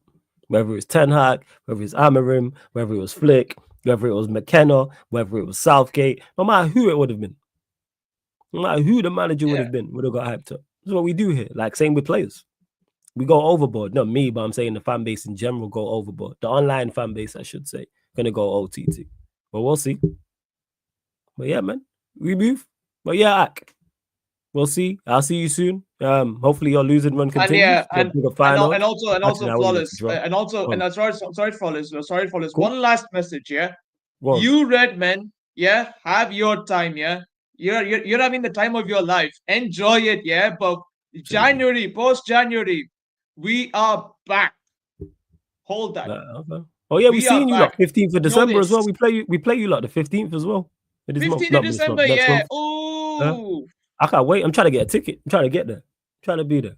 I'm trying to get. Hey, if anyone can start patting me a ticket, let me know for that game away at Liverpool. Even the Arsenal game, even though it's around the corner, so it's probably too short notice. But City away, Liverpool away. Anyone know can get me a ticket? No, I know expensive price, a decent ticket. No, a decent price, a ticket away end. Don't want to talk about home end. Away end at any of those games, please shout me. Please shout me. But Yeah, blessings, man. Yeah, actually. and man, keep laughing. Yeah, keep laughing. Keep laughing. We won 4 in a row. Facts. You lot never won 4 in a row. So keep laughing. Yeah. Keep cussing up my club. We won 4 in a row. Definitely I'll we be will. happy with that. Hold that. It is, and we never lost 5 in a row, but we moved. You know what I'm saying? Big up, man. I see you, man. Oh. All right. 12th place, Chester United. See ya. Hey, where? 12th, Chester 12? United. I think we're 13th. Yeah, you're 12th. Oh, yeah. You're 12th. I We're second. thought We're still 13th. second. I'm 13th. Yeah, I hear you, Ak, man. Oh, man. you're 13th. You're 13th. Yeah, I think we're 13th. We're either 12th or 13th. I'm not sure. But yeah, man. Good luck at Anfield on the weekend, yeah? Blessings, man. Make sure you beat Feyenoord as well, man. Blessings every single time. Oh, yeah. We must. You must, Ak. Yeah, You must. Yes. Yeah, I'm telling you, Flawless. If we don't be Feyenoord, and if we lose to Liverpool, I will come back here on this stream in pain. Oh yeah, and we'll be here. We're here for you, with man. even more Therapy pain. settings. We're here for you. Therapy settings. Blessings, yeah? Blessings, Ak. Big up every Yep. single time. Shouts to Ak, man. Hey, it's great to see City fans in pain, you know. I love it. It is fantastic, man. Hey, Feyenoord, do your business. I want Liverpool to win, so that could be a draw. We just need City winless for a minute. But we're going to keep the show on the road, going to the motherland. You know what I'm saying? I can see him in the attire as well. I'm saying, one of South Africa's finest. Man like Keke Letso in the building. What are you telling me, my G? You good? Flawless, my G. What you say? I'm blessed, man. I'm all good. I'm blessed, man. I'm blessed. What are you telling me? You good? You know what I'm saying? Chelsea on a roll. Fixture list looking kind. Of course, you can see the boy is in the attire. You gave me. I actually wanted to get my my prison gear on because we just need to chat about this little title chat that apparently we're in. But yeah, shout out the Springboks. You know, shout out the Springboks. One of our players, Peter Steph Dutoy, just got his award for the Men's Rugby Player of the Year. So W settings only over here, guys. You know, Chelsea wish they could be operating on these levels. But let's talk about Chelsea's title challenge, my G. You know, I thought this would be a good time to remind people out there what exactly they were saying about Chelsea when the season started. Let's keep in mind, guys. This is the same team that had 45 players. I remember people asking, where is Joao Felix going to change? Never mind play. You know, this is the same institution that apparently made a massive mistake sacking Pochettino, because apparently Pochettino was taking us to great levels, and we made a massive mistake sacking him. This is the same institution that made a massive mistake hiring a championship manager with 0 Premier League experience. This is the same institution that is in a civil war. You know, our owners don't like each other, guys. Don't forget, there's a war at the institution, guys. There's a war at the institution, right? Our owners do not like each other, guys. So we are in complete disarray. This is the same institution with the racist captain that just got a Man of the Match award.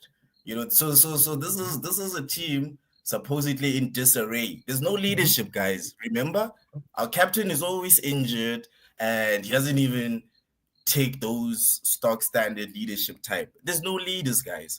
So our spine is off as well. Isn't Nicholas Jackson not good enough? Isn't Levi Colwell not good enough? Isn't Robert Sanchez not good enough? What about Noni Madueke, guys? I thought he's shocking. I thought he's horrible. I thought Enzo Fernandez is overrated, guys. So this same institution is going to win the Premier League. This institution that I just described, that 2 years ago were fighting relegation.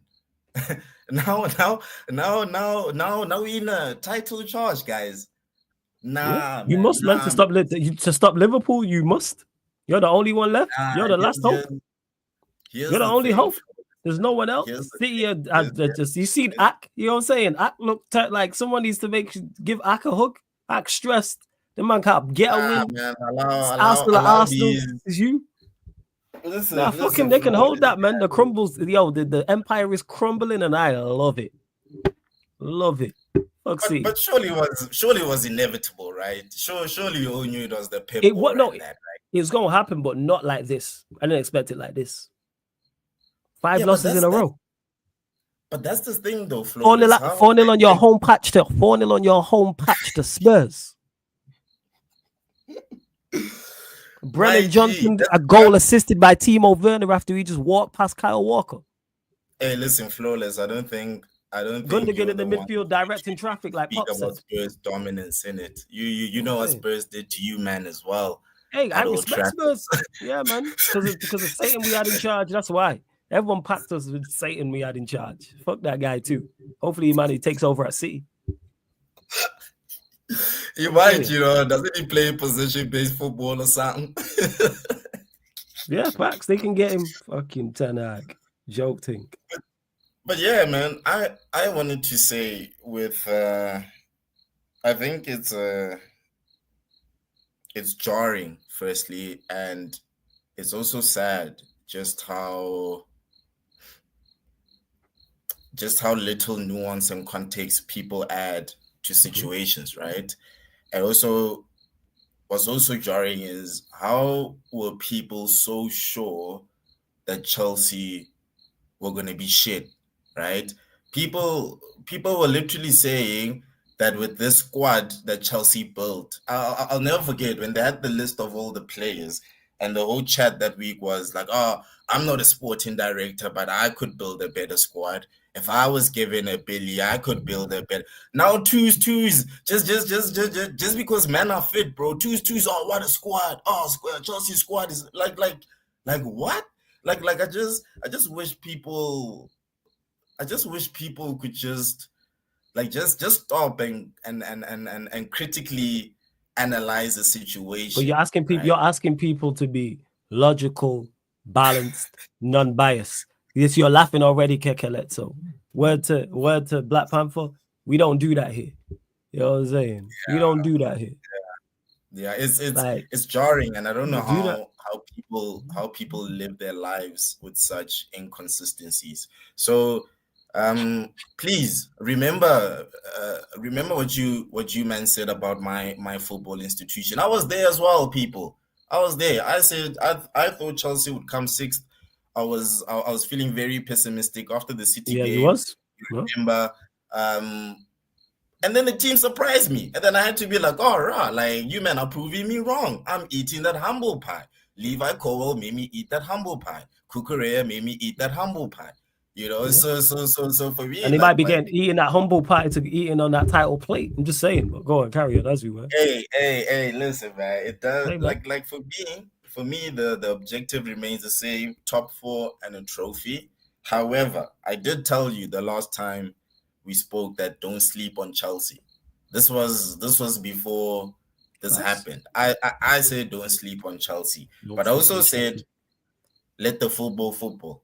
I think this desire we have to always call the end and see the end, and it's like, guys, like it's not even Christmas yet.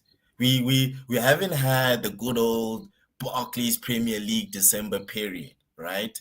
Nobody anticipated 2 weeks ago that Spurs were going to smoke Man City. Now all of a sudden, Chelsea's favorable run that includes Tottenham Hotspur. Now all of a sudden we're playing a team that's they're gonna be at home. It's a derby. They up and down. You always beat Spurs. Yeah, but you always beat Spurs. Same way Spurs beat City, like that's what you are to them, man. I'm telling you, you're gonna beat Spurs. This is me saying this. You're gonna beat Spurs.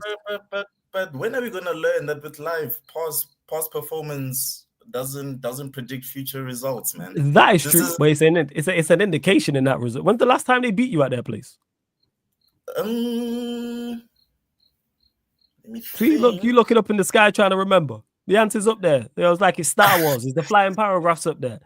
You know what I'm saying? Like, what we doing out here? Let's not do this. Yeah, like, you lot always back up Spurs. Like, trust me, I'd love nothing more than a Spurs win. I know how much you lot despise Spurs, and you are fucks with, but the other Chelsea content creators, I can't stand. So, it's like, outside of, like, Lewis, the rest of them, I can't stand with it. I despise with a passion. So, it's like, yeah, I hope that, you know what I'm saying? Like, the Spurs get a result. I think they definitely could have beaten us last season with 9 men. I mean, it was an incredible football game. But you had your Satan in charge. That's why. Yeah, he was in charge. Shout Pochettino. You know, I literally had like a moment. You know, where he's like, it's literally like you said in the Unfiltered podcast yesterday, like seeing Johnny Evans try something and fail at it, and then seeing Luke Shaw try it and succeed at it. It's just like. Just see that repetition of movement, just like a sigh of relief, bro. People talking about why is the performance not that bad? We improved. We weren't good, but we improved because there's steps. Same way you don't go out the room to sprinting. You gotta crawl, you gotta walk, you gotta run, then you sprint. We are in the crawling stage. You need to be careful.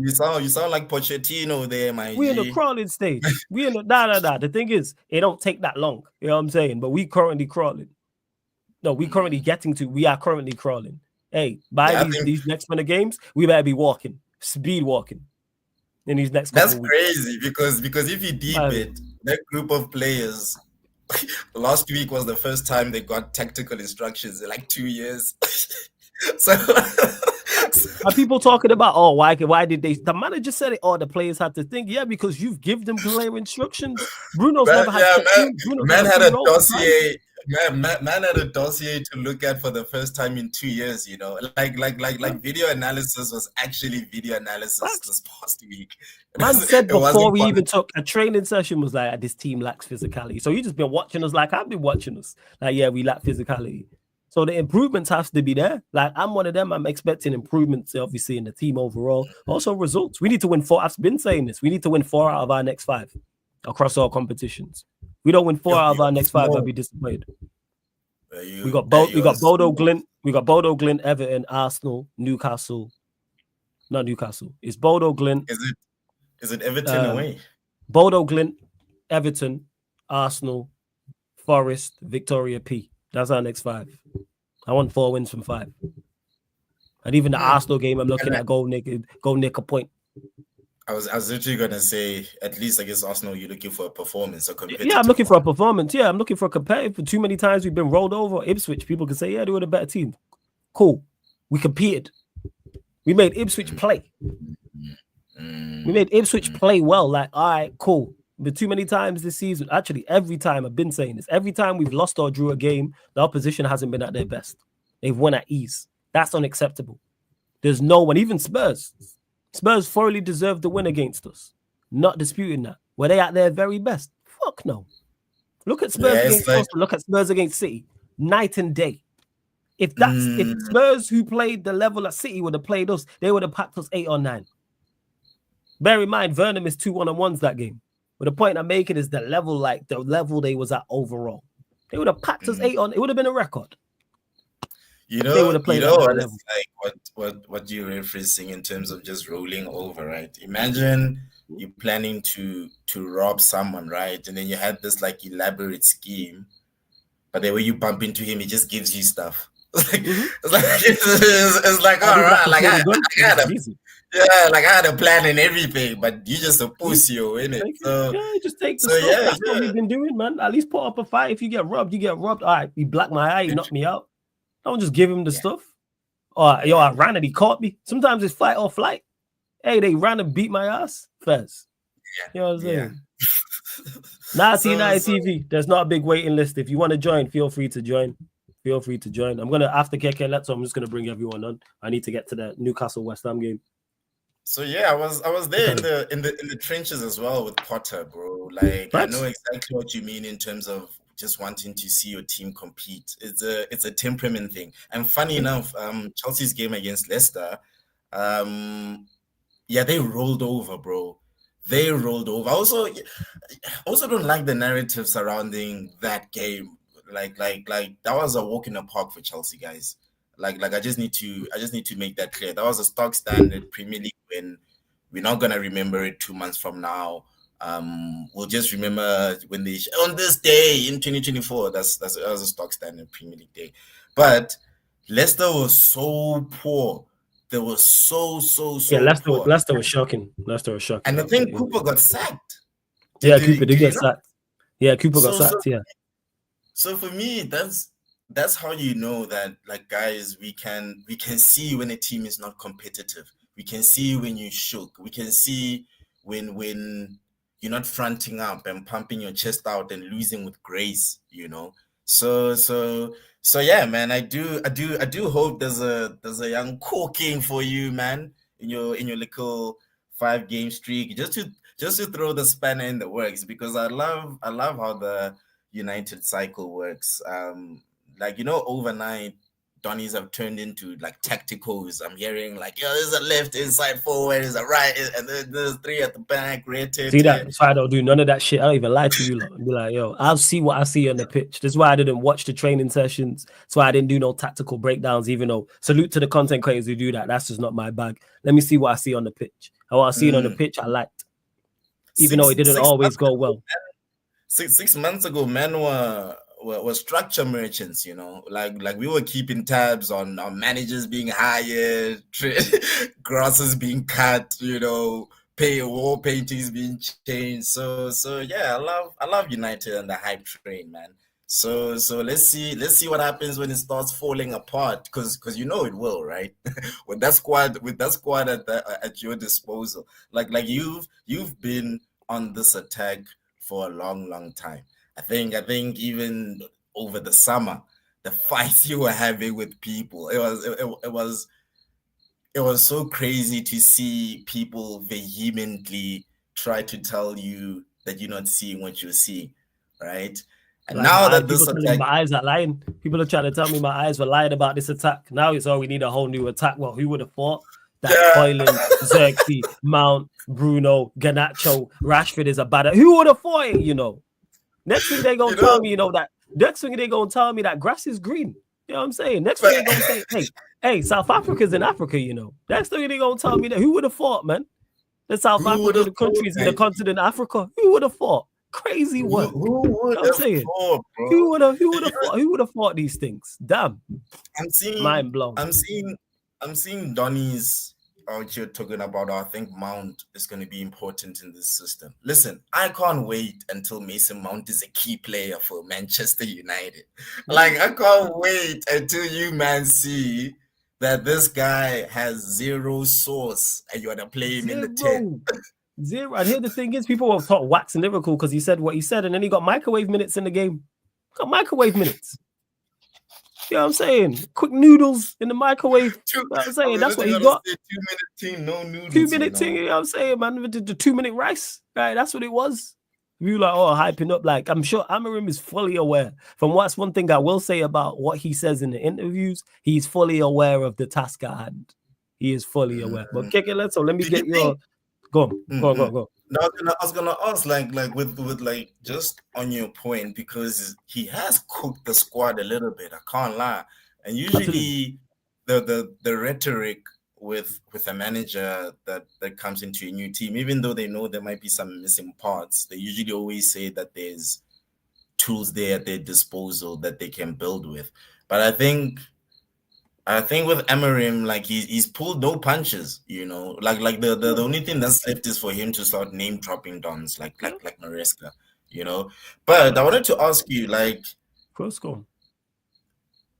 A massive institution in complete disarray after a horrible period under a horrible manager, a poorly assembled squad, and really and truly an ownership/leadership structure that is still kind of like in the air. What do you think attracted the manager to the job? because I don't know if that brief was true as well about him getting a lower transfer budget and stuff like that. But So they say. They always say we broke. They Hey. always say we broke. They said that this summer. Yeah, I'm hearing all the time. We only got 50 million to spend.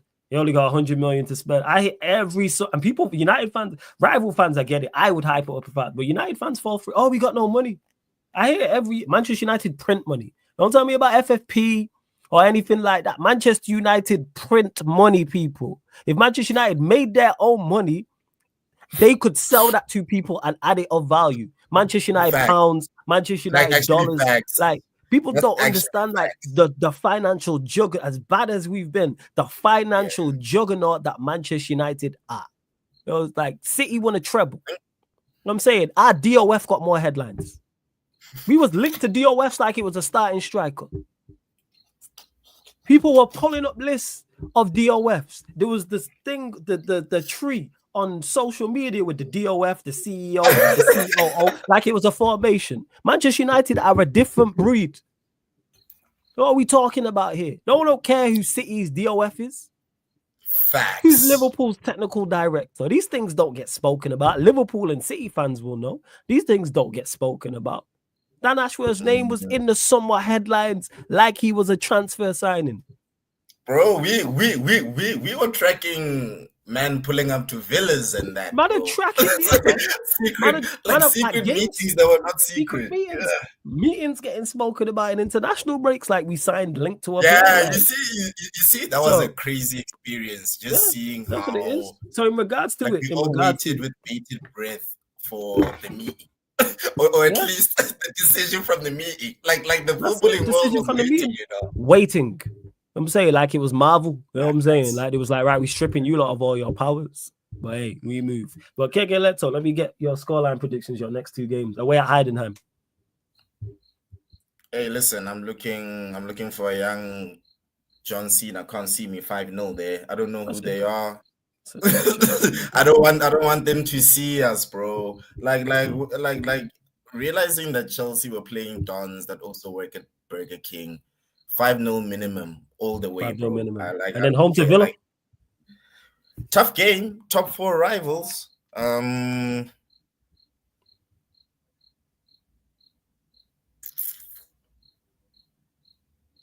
Clean sheet, maybe. I don't know. Can't trust this defense to keep a clean sheet, especially with Robert. I need insurance. Sanchez, 2-1 Chelsea. 2-1 Chelsea. All right, cool. All right, yo, KK, let's always good chopping up with you, man. Every single time. Catch up with you next week, yeah? Keep blessings. Well, every single time. Blessings. Here's we're gonna get to one more call and I'm gonna bring everyone on all at the same time. Because what I was gonna say, we're going from South Africa, one of South Africa's finest, you know what I'm saying, to one of South Africa's biggest jokes in Hano. But Rich is on. So I'm gonna bring on RD United TV in the building. Like Big Rich in the building. Yes, Rich. What's good, man? Hey, Force, how you doing, mate? I'm good, man. What's going on, man? What's going on? No, I was going to ask you about the match on the weekend because I think for the first time in ages, Manchester United players looked like they had some sort of idea what to do to start the game. I know it was one of these games where, like, Ipswich are a good team, international break and all that. I think a lot of people read too much into the formation and the lineup because international break meant Agate didn't start probably because I think Amrin, like, you know how we think about the players. I can't speak for everybody, but we've written off a lot of players because we've watched 2 years of terrible football, pretty much. That's my view anyway. I think we've watched 2 years of really poor football with 3 good cup performances, maybe Liverpool, City, and then the Newcastle final. Apart from that, I'm really struggling to think of good games. And I think we looked at our players thinking, have we actually got any quality in our team whatsoever? And on the weekend, but Amad Diallo, we're like, okay, the first couple of minutes, going great. Rashford got his goal. Diallo looked like a good player. But I was thinking, there's no one in their right mind looks at that squad and thinks Manchester United start next season with Casemiro and Eriksen, with Evans, with these players in the team. And I think that fans got to be realistic. Manchester United are probably going to replace probably half the team in the next year, at least, because they're expiring contracts. And I think that people are expecting maybe too much, but also, I don't know if you see this, but there's a lot of negativity where people think it's going to be the same cycle. I think it's going to be different this time because you've got Barada, you've got Ashworth. I think they're going to be supporting Amrin and the players have to get on board, not the other way around. It's not going to be like, here's the team, get a tune out of these players. I think they're going to say to Amarin, "This is what we got. Who do we keep? Who do we move on?" And Amarin's going to go, right, I'll try what I can do with these players. And if players need to be moved on, I'm not going to have any agenda. If they need to move on, Rashford, Bruno, Garnacho, Dallo, Hoyland, like anyone in the squad, if they're not going to work out for United, I'm happy for them to leave. And I think Amarin, what I really want as a fan is I want Amarin to make the call, and I want the board and the Glazers to sign off on everything he wants and go, look, you looked at Sporting for, now we like a piece of that. We like attacking football. We like high scoring teams. We like success. Tell us what you need. You got 2.5 years. Give him what he needs and see if he can do it. Because if you don't, then what's the point in getting him? And I hope it seems like he's going to stick to his principles, which is really good, because I think Erik ten Hag gave up on whatever he wanted to do. I couldn't tell by the end. The 2 games he gave up on his first 2 games he gave up, and then even in the second season he didn't really just kick on and do what he was supposed to. Wait, second season? Yeah, second season. Yeah, he didn't do what he was supposed to. So I hear you on that. So I think there's a lot of positives, and I think people are forgetting. Like, it's Manchester United has been badly run for like how many years? Like 15 years maybe, and the transfer policies have been a joke for a long time. Again, somehow we win cups every couple of years. We've got a decent record in lifting trophies, but league form, I can't remember the last time we were competitive. Like last time I watched Manchester United. Last time we won the league, Rich, in the league in terms of winning the league. The last time we won the league was the last time we was competitive in the league. Do you look at it like do you feel more optimistic? Because I don't think Manchester United are going to achieve great things this season, but I feel more optimistic because it feels the first time. It looks like the first time we're actually, Ten Hag wasn't a rebuild, Oli wasn't a rebuild, Van Gaal, Mourinho. This feels like for the first time in a decade, they're actually going, look, we're going to have to rebuild the team from top to bottom, and they've got like the Ineos have come in. They put basically the people that have built clubs in the past. The track record's really good. So you kind of have to think that at least you've got football people making the decisions. It's going to take time though, because absolutely. Absolutely. Now you're right. You spot on, Rich, in regards to rival fans are going to go overboard. So I expect that. And of course, if I'm on stream with them, I'm going to defend the team where I see fit. Is it going to take time? Yes, but I'm with you. I'm optimistic. I'm genuinely optimistic. Like I was genuinely disappointed we didn't win the game against Ipswich. I can't tell you the last game after a draw away from home in the Premier League where I can tell you I was disappointed we didn't get the win. I believed in the second half we were going to win that game. I actually seen us doing things repeatedly on the ball. You mentioned it there, like players actually have instruction and doing it. The goal that we scored, we attempted to make that goal again throughout the game. It just broke down at points. Whether the pass into the central midfielder, whoever it was, broke down, or the pass wasn't good enough, I should say, or he was tackled. Same with back out to the wing back. And if the wing back then broke, the next pass wasn't good. But I seen that. I mentioned Johnny Evans, even though it's not his game, consistently in that area pressing. Mazarawi, who played right side centre back, consistently in that role pressing. Then we've seen Luke Shaw get on for Johnny Evans and do the exact same thing. So 2 different types of centre backs, but they did the exact same thing in the exact same role. Hopefully. And Shaw is much better at that job than Johnny Evans. So that's why Shaw had more success. This is why we were better in the second half. But people hear me say, oh, we was better, that it was good. No, it wasn't good. I didn't say at one point that the performance was good. Better, improvement, which what could you add into what you said, Rich? Time. Yeah. And I understand. He's had 2 training sessions. Like one game. I think that's the thing. Right. The players are taking on new information, and your last caller was right, and it was a bit of a joke saying they're actually getting tactical instructions for the first time, and I guess they're getting tactical instructions that make sense for the first time. It might be another way of putting it, but I was looking at it thinking it was one of the first games for a long time where Manchester United actually improved during the game, whereas all this season we get worse towards the end of the match, where it looks like we're okay for maybe we start off quite well, we score a goal, but often we're hanging on. Often we finish the last 15 minutes with 0 threat. And I was thinking, the substitutions made sense. Like Agate, I'm not sure when his flight came back after international duty, but he wasn't going to start. He came in. We looked a bit better in midfield. And I think obviously with Eriksen and Casemiro aren't going to be as mobile. And I thought, okay, the substitutions make sense. You're looking at it thinking these are substitutions to try and win the game. And I think in the past I looked at it and thought, like, you watched as much Manchester United as I do, Flawless. You must watch the game and think, why is Eric Ten Hag substituting him? Why are we chasing the goal? Why are we putting Lindelof on? Like, what is the logic of this? That does Lindelof just want to walk around? It made no sense. It seemed like he was just making substitutes for no reason. And I was just watching it thinking that I'm kind of surprised that people defended Eric Ten Hag, and I've not been one to ever like really go like right, sack the manager Yeah, day because in, I've day seen out. you in But I the was chat watching mention it. it, but yeah, even you when I seen you be like, enough's enough, I was like, all right, I'm not going overboard. So I was thinking though, like the people that back him go, give me a reason. Like, give me a reason, because I think if I gave this guy 500 million, he'd probably take me to the conference. Like, what is he going to do? Like, give me some like. That's it, what Rich. it was?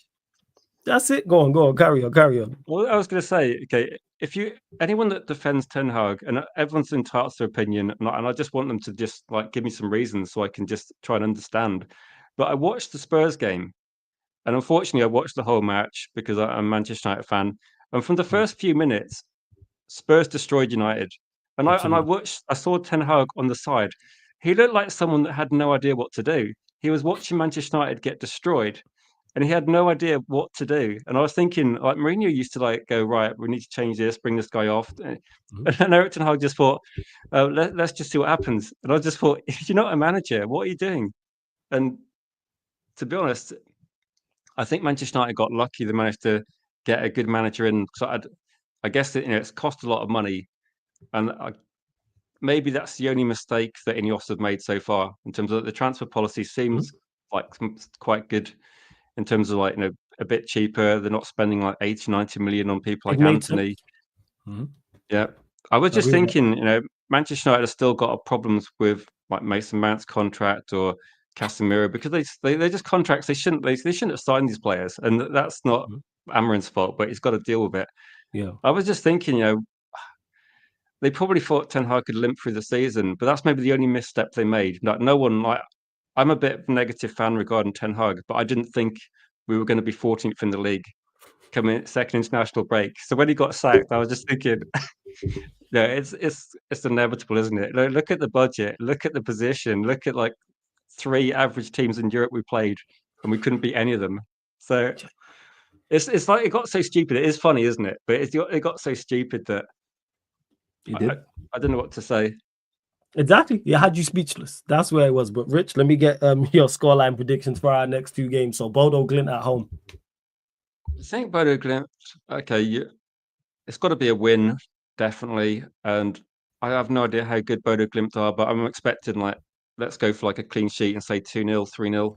So I'll say 2-0 and then save ourselves for Everton. And then Everton at home. I'm gonna go 2-1 win. Being a bit generous to Everton, but we always beat Everton pretty much, don't we? So I'll give them a goal and say we're beating 2-1. Goal first. That'll be their first goal this month. All right, fair enough. Maybe Maybe Brandthwaite plays well. A little audition thing. Yeah, a little audition thing. Yeah, for real. But great call, Rich. But shout out your socials, your channel. Let them know what you got coming up. All that good stuff. United TV. We're doing podcasts like most evenings, like 8:30ish, 9, a bit earlier than I think you are, Flawless, and covering Manchester United content, occasionally covering Premier League. But yeah, social wise, you probably find it the same sort of thing. But I used to be called Rich Sports, my channel, but we're focusing heavily on United, so it's RD United TV.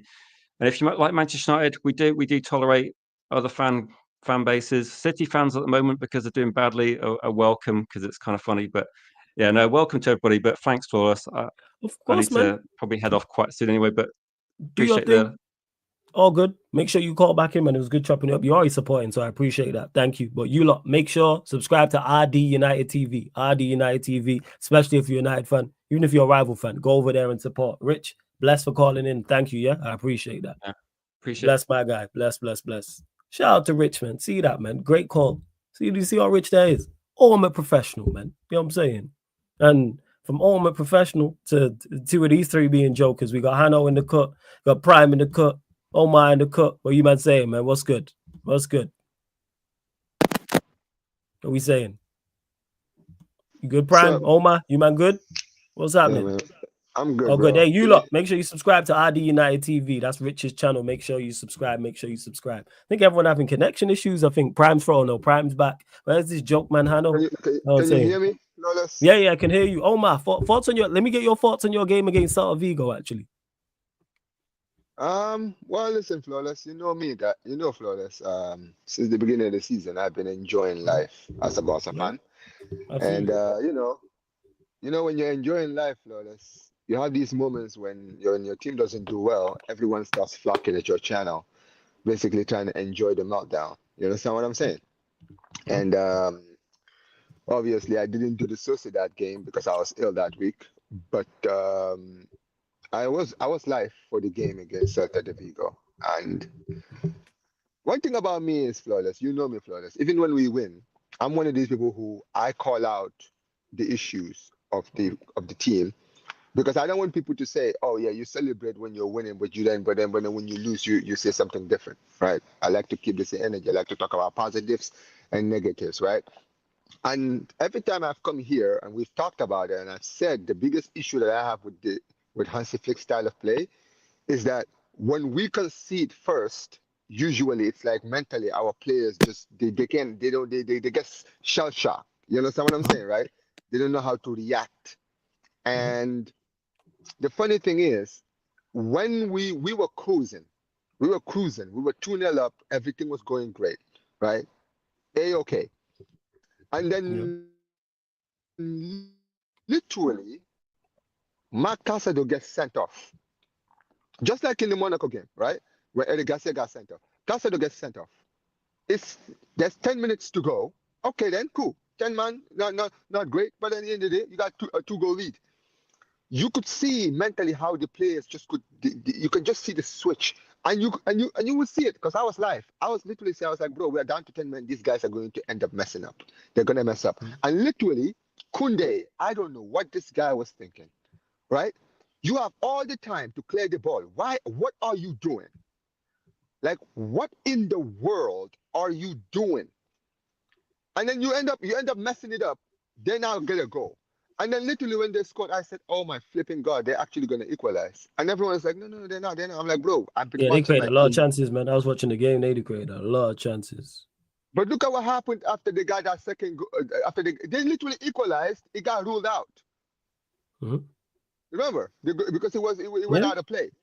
And I was like, bro, these guys are going to flip and equalize. Look at this. They're going to equalize because you know what's happened now? Their heads are gone. Their heads are gone. They are rattled now. They thought that they were so comfortable. Now Celta de Vigo's got that goal. Now they're rattled. And literally just like that, you could not write these stuff, Flawless, right? These guys go and mess it up in the end. And then they equalize. And at the end of the day, listen, at the end of the day, it's a point. But I was very pissed off. I lost my head. I was fuming. Because at the end of the day, you don't go 2-0 up and then concede 2 goals in 2 minutes. You understand what I'm saying? And this is a problem I've been calling out from the beginning of the season. Nobody here, anyone who follows my channel knows I've been giving credit to the manager. I've been giving credit to the team when we've been winning. But I have been coming out here every single time saying, listen, it's great when it works, but I'm telling you guys, eventually, we're going to end up playing a team who's going to end up exposing our weaknesses, which we do have. Right. We have weaknesses. The problem is people don't see our weaknesses because we have not really been given, we haven't really played anyone that can really take advantage of those weaknesses. And that's why when people ask me, you've asked me, when I'm on your channel, when I'm on the playback with you, right? On my channel, people always ask me, Omar, do you think Barca can win the Champions League? I say, no, we're not going to win the Champions League. I don't know about the league, but we're not winning the Champions League. And people are like, why are you not confident? Your team is doing well in the Champions League. I'm like, bro, I'm telling you, when we play a team like Liverpool in the Champions League against Salah with our highline, they're going to kill us. Because I've seen it enough. I've seen it enough, man. This team has weaknesses. And now, I feel like people are beginning to see our weaknesses now. Now, at the end of the day, I still think we're going to win the league. I still believe it is a blip. But this is one of those things I've been calling out. And this is something that the manager has to focus on. He has to deal with this problem. You understand what I'm saying? Right? The defense is, I'm not going to lie to you, Flawless, right? Our defense is it's mentally you can see that when things go well, it's great. But really, when you what separates the good from the best is when things are hard. You understand what I'm saying, right? When things when things are not always going your way, the players that turn up when things are hard, when things are difficult, right? That's when people are rated very highly, right? And when I look at our team, I've always said our defense is not great because I've seen it. I've seen this team. It can be gone. Every time we played against teams that can give our defense issues, these guys have always been exposed every single time. It doesn't happen all the time because we're always the one in the offensive. So people don't see us when we're defending, right? And at the end of the day, it is what it is. I am disappointed. I lost my head, and you know what's crazy? It's crazy. That's fair. Before you carry on, I gotta get to Prime. Let me get to Prime before I come back to your scoreline prediction. Prime, what you saying, man? I don't even know if he's there. He's frozen. Prime, can you hear me though? Oh my Prime. goodness. I think he's frozen. I thought he was staring at his babes on the phone. You know what I'm saying? Yo, Prime. Yeah, he'll be back. He'll be back. Yeah. He'll probably be back. But let me get scoreline prediction for your next two games. Let me get scoreline prediction for your next. Oh, he's back. He's back. Yo, Prime, you there? Your connection moving mad. Can you hear, man? Yeah, you are. I can't hear you though. Yeah, no stress. Do your thing, man. Do your thing. You lot run up the likes though. Hit the subscribe button. Make sure you subscribe to Omar's channel. Omar, let me get your scoreline predictions in quickly because I will be doing the Newcastle United versus West Ham United Premier League watch along on the Sarcasm City TV playback. I'll be there live in about 5-10 minutes. But actually, Steve's just popped up, so Steve will probably start it. So he is over there. I wasn't going to say. So we have Barcelona versus Brest. Scoreline prediction. Good job, Flawless. Call it Brest next time. Be professional here, man. We could say how you gonna do against Brest. So yeah, Hey, I think I'll do quite well. Yeah, man. I think you'll be all right, man. I'm not experienced playing against them, to be Yeah, man. honest. You experienced with playing with having Brest at home. It's cool. You know what I'm saying? That's all good. So yeah, scoreline prediction. I should be, man. I'm in my home turf. You understand what I'm saying? Facts, man. Right? I'm in my comfort zone. You know, I'm in my comfort zone. So at the end of the day, it shouldn't be an issue, right? I expect us to do the job. You understand what I'm saying, right? Yeah. Scoreline prediction. You telling me? I'll say this very quickly before I say a scoreline. At the end of the day, these players better not crumble under the pressure of Brest. That's all I'm saying. You understand what I'm saying, right? Right? Don't crumble under the pressure. This should be an easy time for you guys. You understand what I'm saying? It's not every time you get an opportunity to play against Brest. So when you get the chance, take it while you have it. So anyway, look, with all jokes aside, Brest haven't actually lost a game in the Champions League, which is actually incredible, man. This team, they're doing very, very well in the Champions League so far. However, this is actually the first time they're actually playing a team in the Champions League of Barcelona's caliber. They have shout out to them. Well, yeah, go on. Scoreline prediction. What are you saying? So yeah, we're playing at home, so I expect us to win. I'm gonna go 3-1 because I think that Brest will actually come in. And then home to Las Palmas on Saturday. Listen, after the 2 weeks in the league, after the 2 results we have in the league, I expect a performance and I expect a great one. I'm going for a big scoreline. I'm gonna go 6-0. Okay, let's go. All right. And on that note, we are going to close out. You lot, make sure you subscribe to Omar's channel because I'm going to be going live on the playback for the Newcastle versus West Ham game. Be live there in a couple of minutes. So I'm going to close out this stream. So get over to the playback. Omar, always good chopping up with you, yeah? Blessings, my guy. Big up. Bless. Shout out to Omar. Big up to all the callers, man. It's literally 3 hours, man. So, you know, this is my way of like showing love to you lot and let you lot know how much I appreciate it. That's why I do my best to get to every single caller. So big up to all the regulars, all the new callers, all the members. Big up to all the members in the chat, all the moderators in the chat, all the regulars, all the new people in the chat. Much appreciated. Make sure you hit the like button on the video. Make sure you do that. Hit that like button. Make sure you subscribe to the channel, Sarcasm City TV. Make sure you do that. Don't forget, go check out my match reaction as well, because I am now doing match reactions after every Manchester United game. I'm going to be pre-recording and then, pre-recording and then uploading people every single game. So you get one after the Bodo Glint game, one after the Everton game, one after the Arsenal game, and so forth and so forth. Michael, I appreciate that. He says, big up Flawless, giving us a platform to talk at Ish Command. And that's what it's about. That's why you don't even see me interrupt too many people or be talking too much. Like, I let the caller, like, is about them. And I want to hear opinions from people from all different clubs from all over the globe. It is literally Caribbean, Africa, Asia, Europe, America, like South America. Crazy, right here in the UK, right here in England. So big up to everyone that has locked in. Don't forget, like I said, follow the playback, because we're live there in literally 5 minutes. I'm literally gonna go get a snack or something like that and then get over to the playback. But Steve is over there, so head over there, people. Let me just drop it in the chat. www.playback.tv/sarcasmcitytv. That's www.playback.tv/sarcasmcitytv, or download the Playback app. You get Premier League watch-alongs over there, Champions League watch-alongs over there, Europa League watch-alongs, NBA watch-alongs, which I'll be doing tonight, Formula 1, UFC, boxing. Is there anything else? There's probably a couple of more gaming content as well. So playback.tv/Sarcasm City TV, or download the Playback app. Because if you're a Sarcasm City TV supporter and you enjoy the content, you are not getting all of the content you could get if you don't follow the Playback, because it's separated. It's separated. No doubt I'm not doing golf yet, but soon come. Boxing watch-alongs as well. Fury Usyk, I believe, is next month. It's 21st of December. So you'll get a watch-along for that. But love to everyone that's locked in. You lot are absolute real ones for true. Yeah, and Steve has gone live. Or has he gone live?